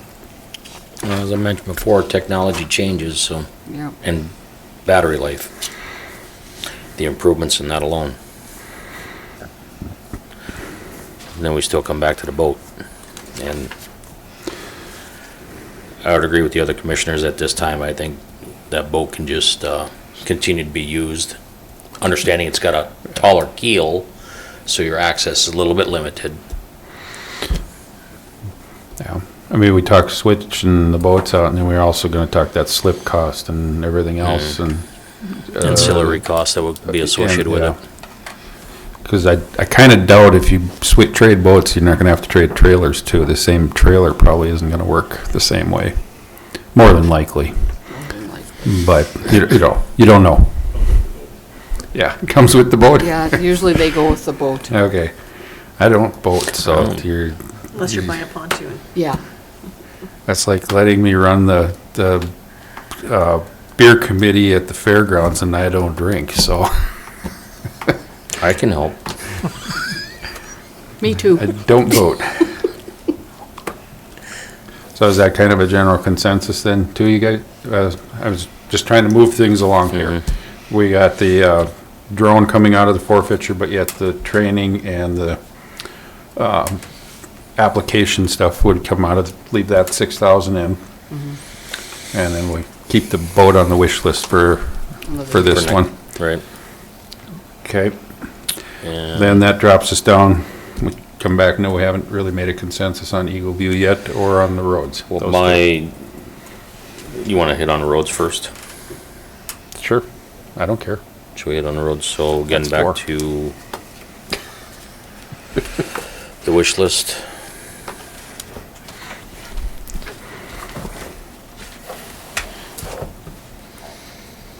Don, you keeping track of all this? Yeah, she's written it down. I'm writing and typing. Well, to begin with, I'd propose we remove that backhoe. Well, that is, Well, that's there's ready. nothing on there Yeah, for that's that. ready. Nothing Well, else? Okay, Not included, the dollar's not included. okay. So starting with the truck at 185, which right now is at the lowest end of your priority list.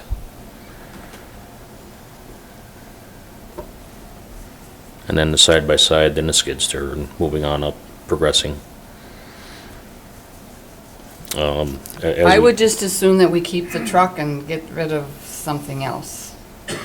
I don't know if John will agree with that. Number 7, I would keep.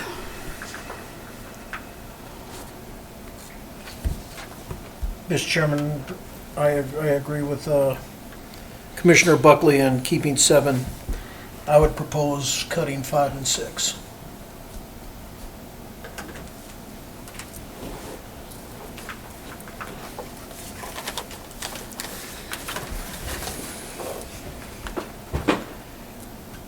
And then that savings alone would One of them pay for and the that. Eagle View 70, for 50,000. 1 year.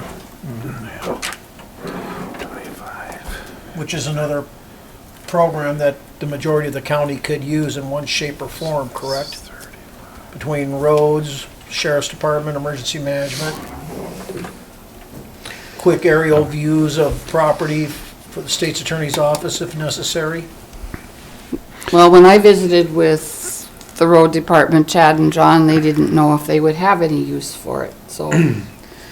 Under the license of Eagle View, once the county signs on for it, it is available across the entire county. So any county employee, including all of you, would have access to the full imagery.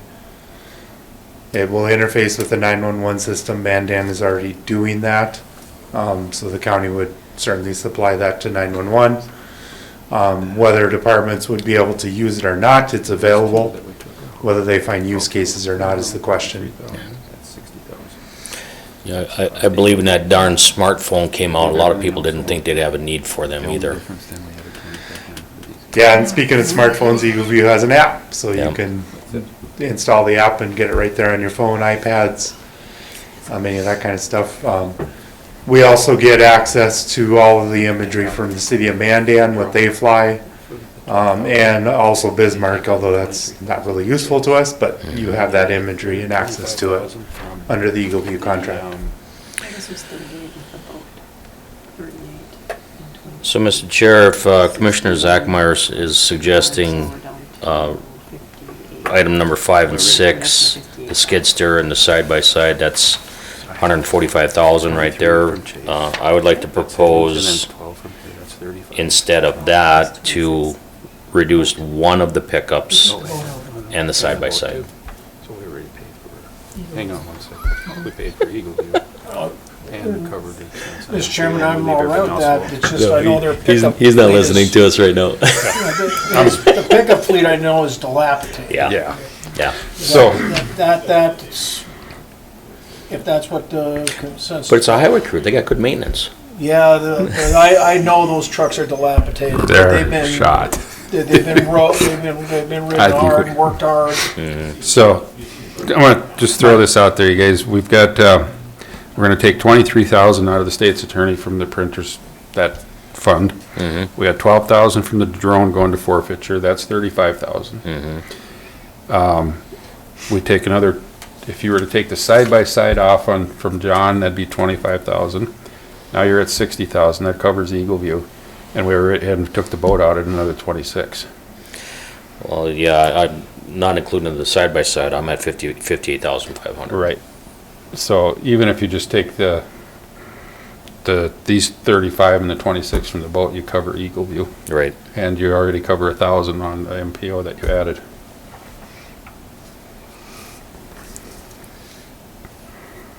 And that's even with giving John the side-by-side. Well, if we leave the highway department as is, then yeah, my math is 58,500. Right, we're just, yep. The boat was 26, right? Right.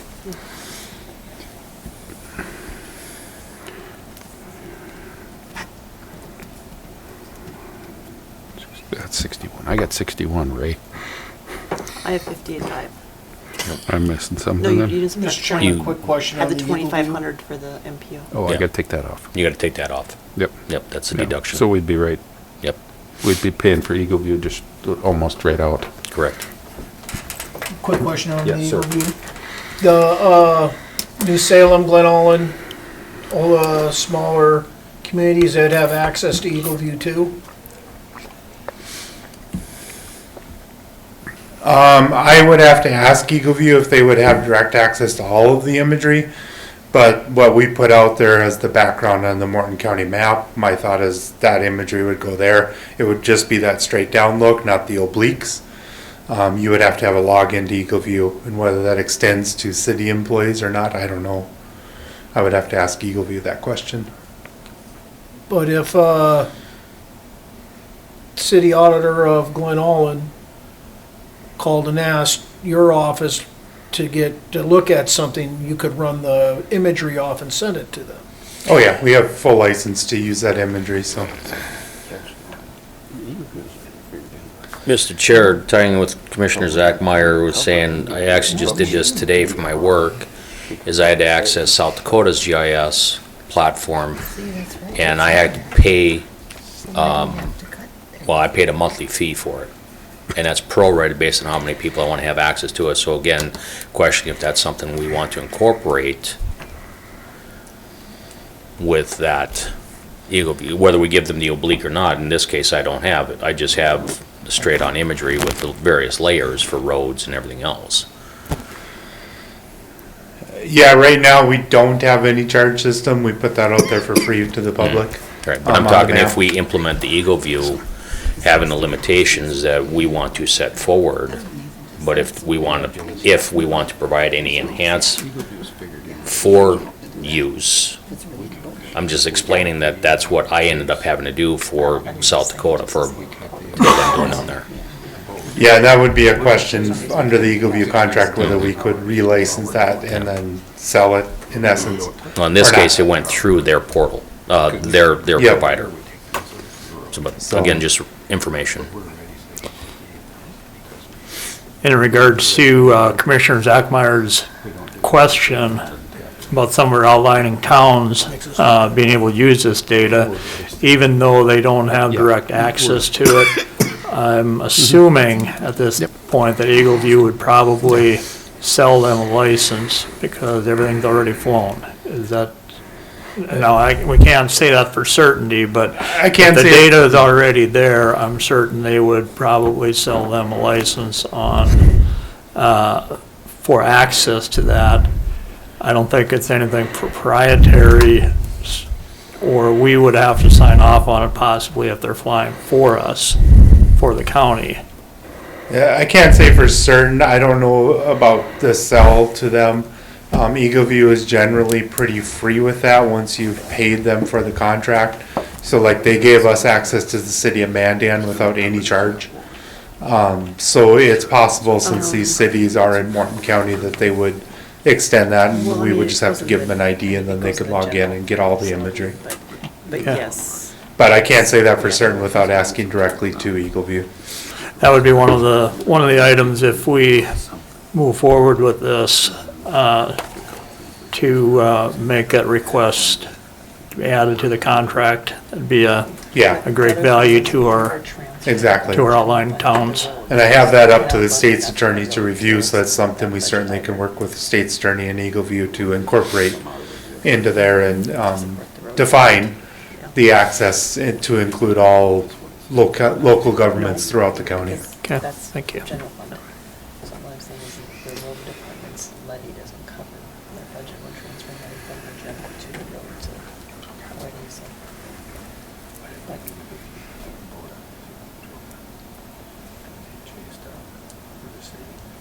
yeah.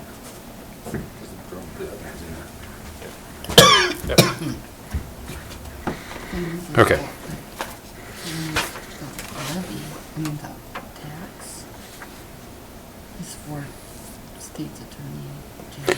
and- Right, he covers that first. Yeah. Yep, in the order of jail, sheriff, state attorney. So, we're talking about covering Eagle View as a new cost, but it's already in our budget. So literally, by doing what we were looking at, we're saving 58.5, or we're cutting our budget by 58.5. Correct. I caught that already too. Yeah. So Eagle View is already was figured in there. It's whether we pull the string on that one or not. That's the only difference. Yep. It's already figured into the budget. And that's why that's showing it such an increase, because that dollar is already in there. Yep. That and the premium, Yep. Yeah, or mailing, I should say. mailing, yes.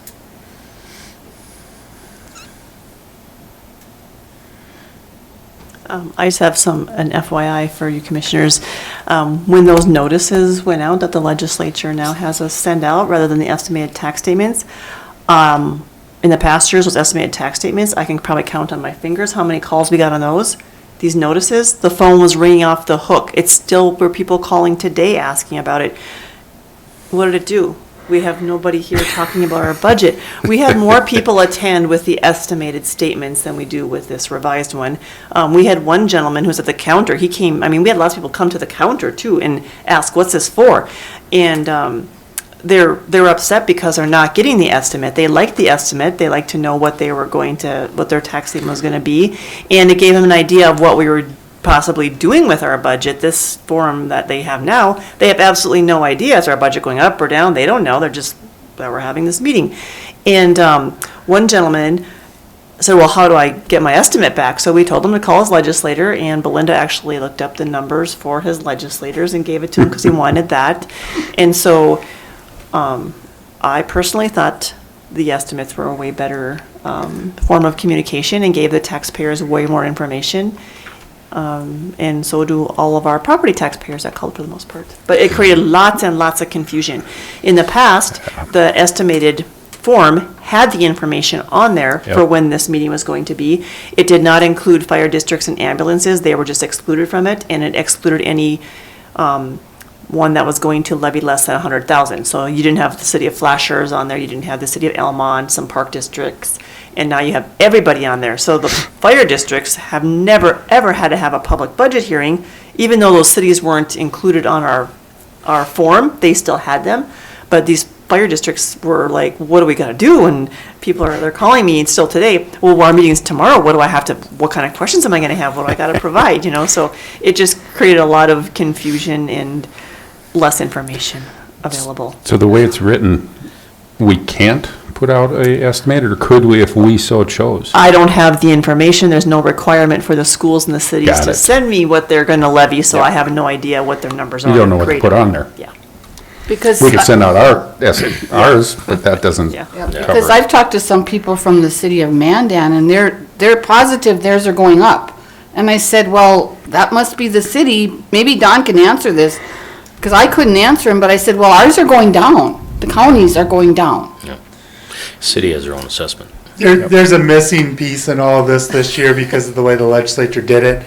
That missing piece is that annual assessment notice that is now gonna go out to every single taxpayer. That was not required this year, so it was still just notices of increase this year. So right now, the average taxpayer is completely in the dark because it's not on the estimated anymore. They don't know what their assessment is. Next year, they'll get that annual assessment, so they'll know exactly what at least the true and full value is.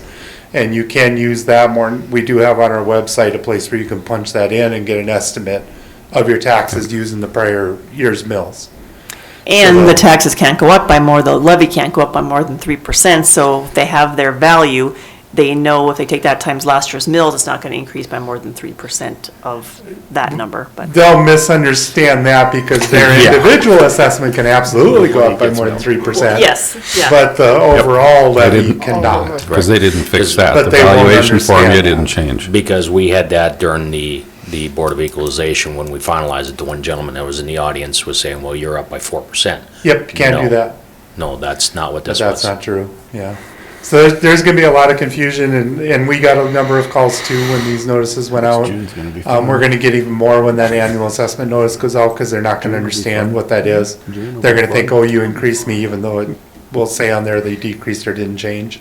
Yeah. But they've never received that before, and they weren't paying attention, of course. I probably wouldn't have if I wasn't in this job.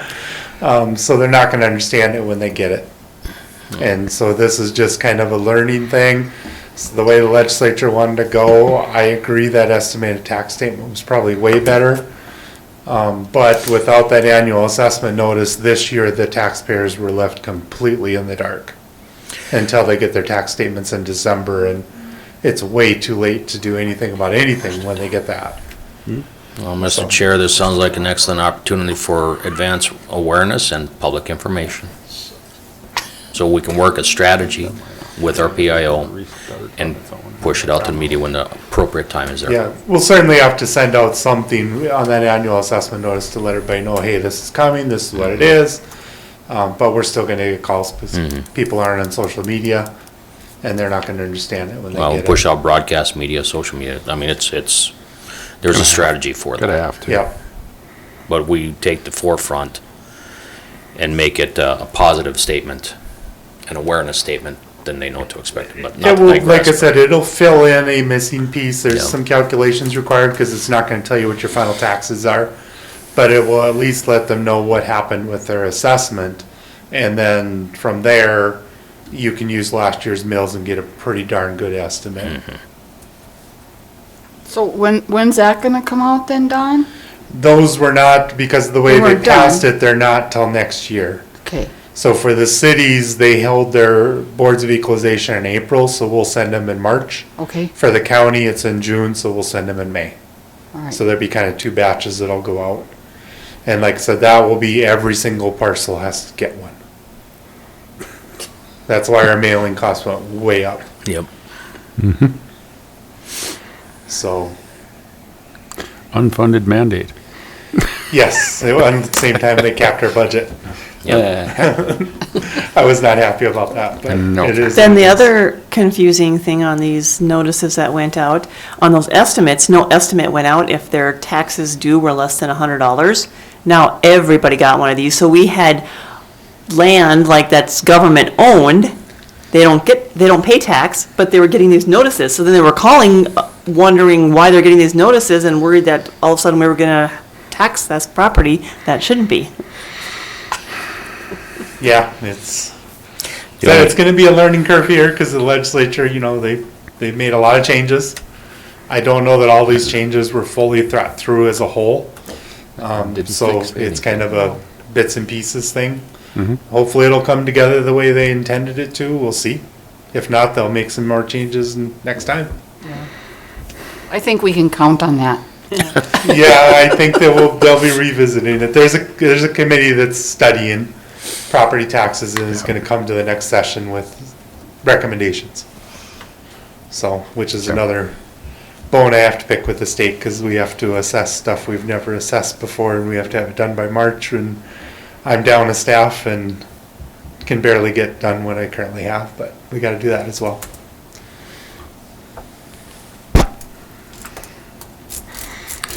All right, let's see if we can, what do we want to finish up here? What do we have left? So we still have.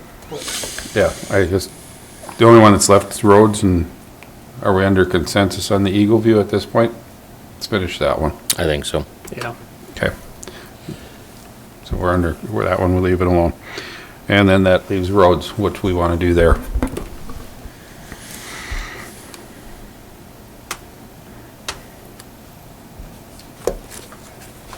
So Dawn, you were saying that we take money out of the general fund to fund the roads, right? Will you kind of explain? About 10 years ago, there was a big property tax levy overhaul that was initiated by the Governor Dalrymple then, and there was a committee. And so there was a bunch of different levies we had that got consolidated into the general fund and different things like that. And one of the outcomes of that also was, in 10 years, the farm to market levy was, if you wanted to keep it, you had to put it to a vote of the people. So we had been levying that farm to market levy, and we were levying I think about 5 or 6 on it, and we were levying about 5 or 6 in our regular road levy. So now all we have available is the 10 mil maximum for our road levy. So what we used to levy probably last year, maybe 11 mils for roads, and countywide, other than the unorganized roads, which are outside the cities. So our levy max went down by 1 mil basically for roads. So in this proposed budget for next year, we are actually transferring $500,000 from the general fund to road and bridge. In addition to, we always transfer all the money, or not all the money, but a good portion of the highway distribution fund and the unorganized road to road and bridge. And in the past, we had farm to market, and so now we're transferring $500,000 from the general fund into road and bridge, because we're far from our cap in the general fund. So that it goes to the same, goes countywide. Road and bridge goes countywide, and so does the general fund. So it's not taxing anybody differently. It's just that we have to levy it in the general fund and transfer it down. Transfer. Yep. Thank you. Okay.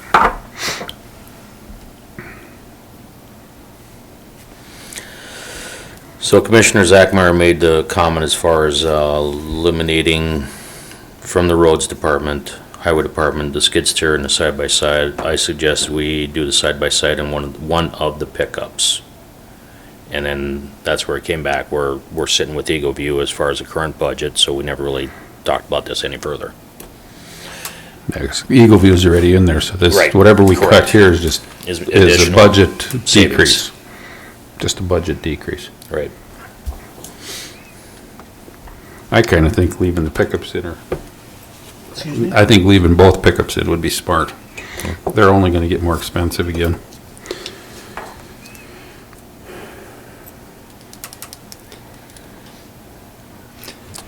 And I'm still in support of leaving that tracked skid steer in there as well. Again, I think that's for efficiency purposes. I think that's a smart way to go with that. I'd support that. A skid steer is a skid steer. You're gonna use it.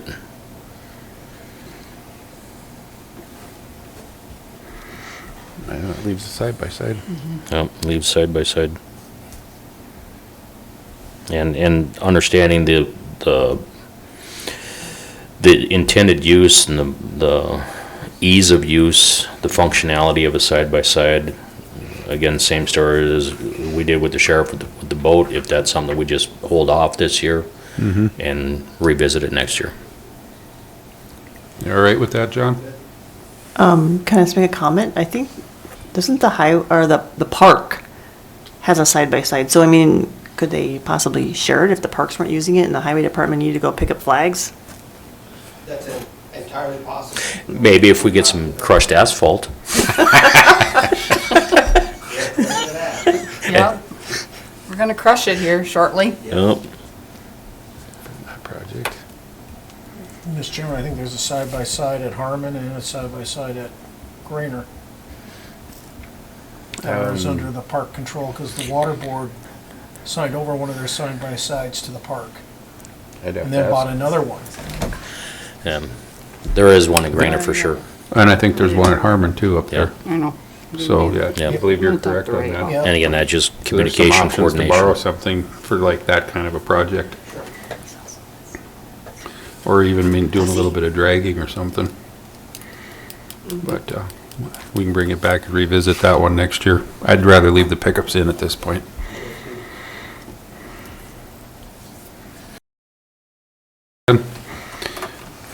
Sounds like it. All right. So So then, Don? my math is at 83,500. I'm doing separate funds, so. Okay. Just,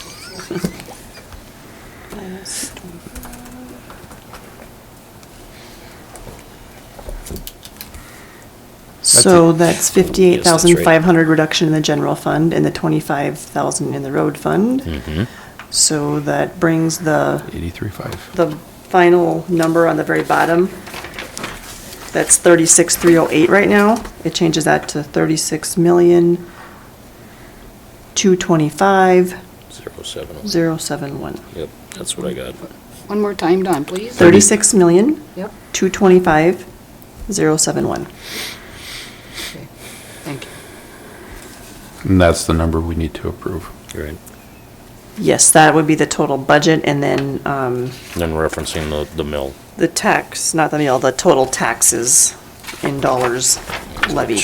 Which has So- not changed, 10,804. That's the other question then. Do we want to 83. leave the levy as is, or do we want to decrease the levy by those dollar amounts? It would just all be in the general fund, actually. Just wants to know if we want to change the levy. What are we changing? So that, we just changed the budget. Mhm. Do we want to levy the total amount Savings. that we just decreased the budget by? Do we want to decrease the general fund levy by that amount also? I mean, I don't know what $50,000, if that might change it might not even change It's not gonna the, change the percentage. it might not even change the mill levy because it's such a small amount compared to the Right. total levy. Right. Right. Right, so let's leave it. I would just leave. Yeah. So if my notes are correct, the mill is at 10, or I'm sorry, the tax levy is at 10,804,792. Yes. Okay.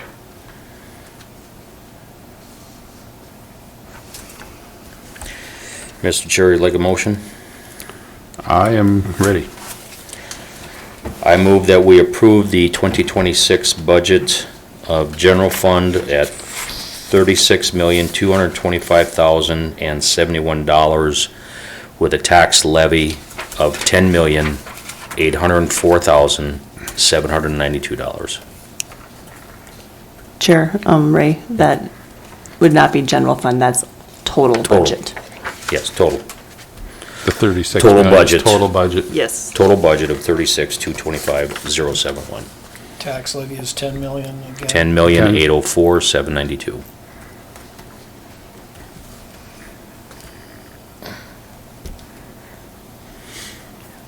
which I just want to make a note. I know we talked about it before, but the tax levy is a decrease, in case public's listening, a decrease from last year. The total tax levy is 23.1% decrease, and that is due to the 1% sales tax that is offsetting property tax. Do I have a second? I'll second it, Mr. Chairman. Okay.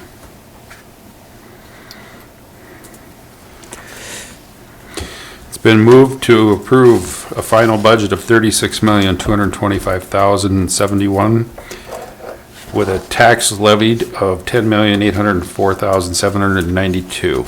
Is there any discussion?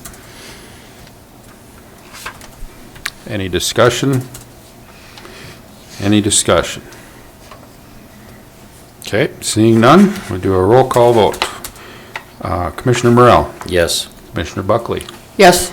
Commissioner Zachmar, Yes. Commissioner Tokash, Yes. and myself, yes. Motion carries. Thank you, everybody, for going through that. And our department heads for being a part of it. Yep. Yes. Thank you for the information. Back to Heidi. We might have to start all over so we remember where we know. I don't know about that. So the last dialogue, Mr. Chair, and Ms. Hamilton is clarifying that there's a media policy, and this is a social media policy. Correct. On the media relations policy. Yep. And you're working on that as well. Correct. We are working on looking through that and seeing what needs to be revised on that as well.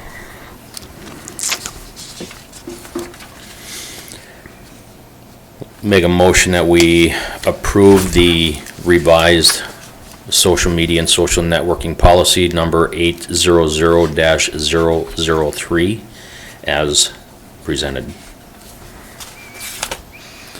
Second. All right, it's been moved and seconded to approve the revised social media and social networking policy 800-003. Is there any discussion? Any discussion? Any discussion? All those in favor say aye. Aye. All those opposed? Motion carries. Thank you. Long wait for a motion, huh? Yeah. Now she understands her budget a little bit. All right. Next, John, we have a request for out-of-state travel.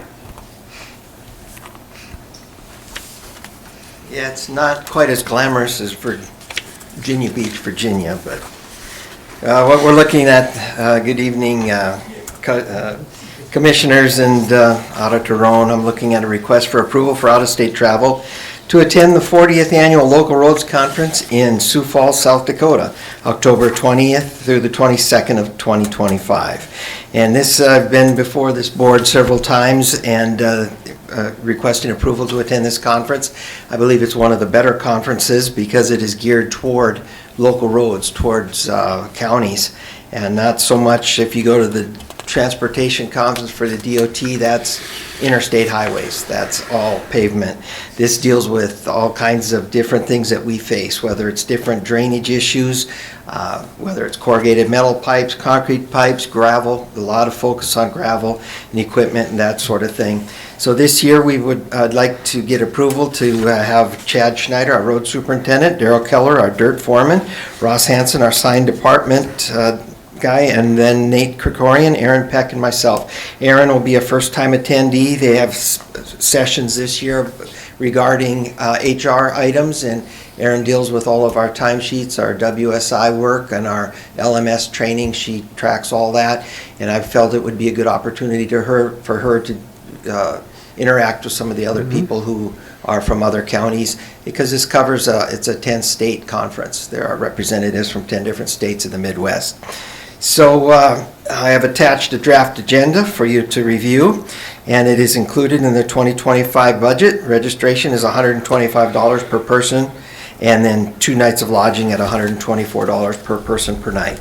Transportation will be on our own. Over the prior few years, Up until about 2 years ago, we would ride the bus, which was a very economical way to travel, but there has been declining interest, and so we will be taking a county vehicle. We have one of our expeditions that is a three-seater that will hold 6 people, so that's how we plan on going down to Sioux Falls. So with that, I would be open to any questions.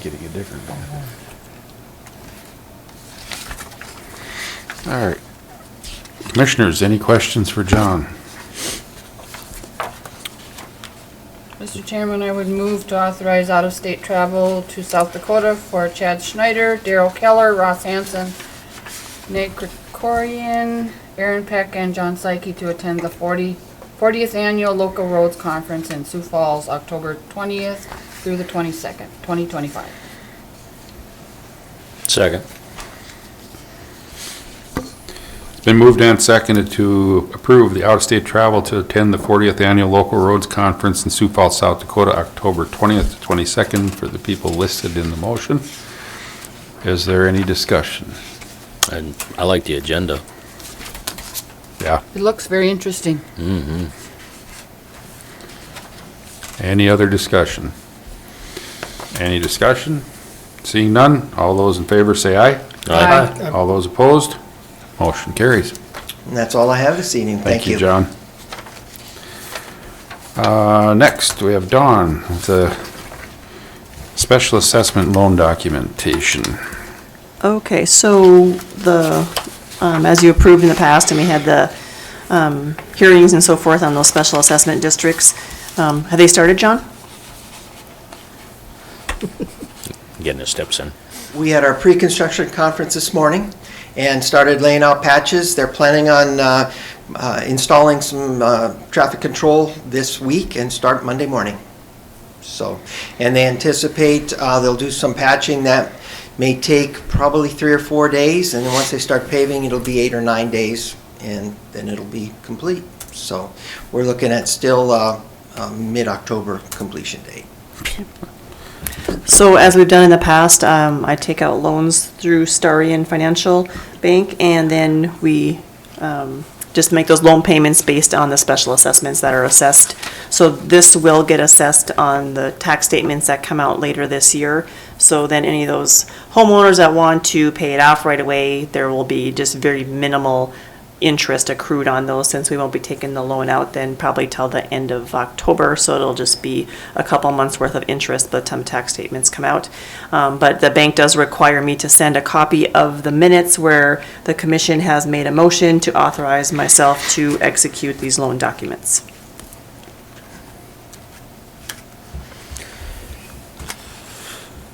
Mr. Chairman, I move to authorize Auditor Roan to sign the loan documents for the following special assessment projects: Montani, Ensel 2nd through 9th, Prairie Ridge Estates, Yellow Rose Estates, and Howland Wolf Estates subdivisions. Special assessment numbers 2490, 2490, 2586, 2589, and 2588. Second. All right. I'll now reread that again.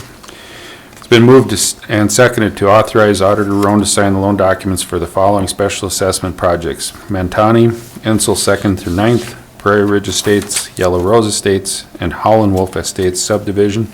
Special assessment numbers 2490, 2586, 2589, and 2588. Is there any discussion? Any discussion? Any discussion? All those in favor say aye.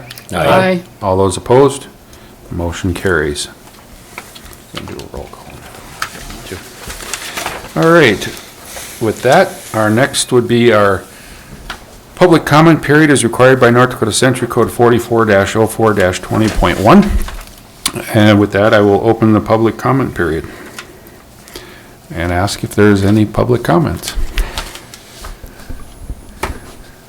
Don't have anybody online, so then in the room, any public comments? Any public comments? That's the third call. With that, seeing none, I will close public comment period at this time. That was started at 7:52 and closed at 7:52. Close enough, Al? Close enough for government.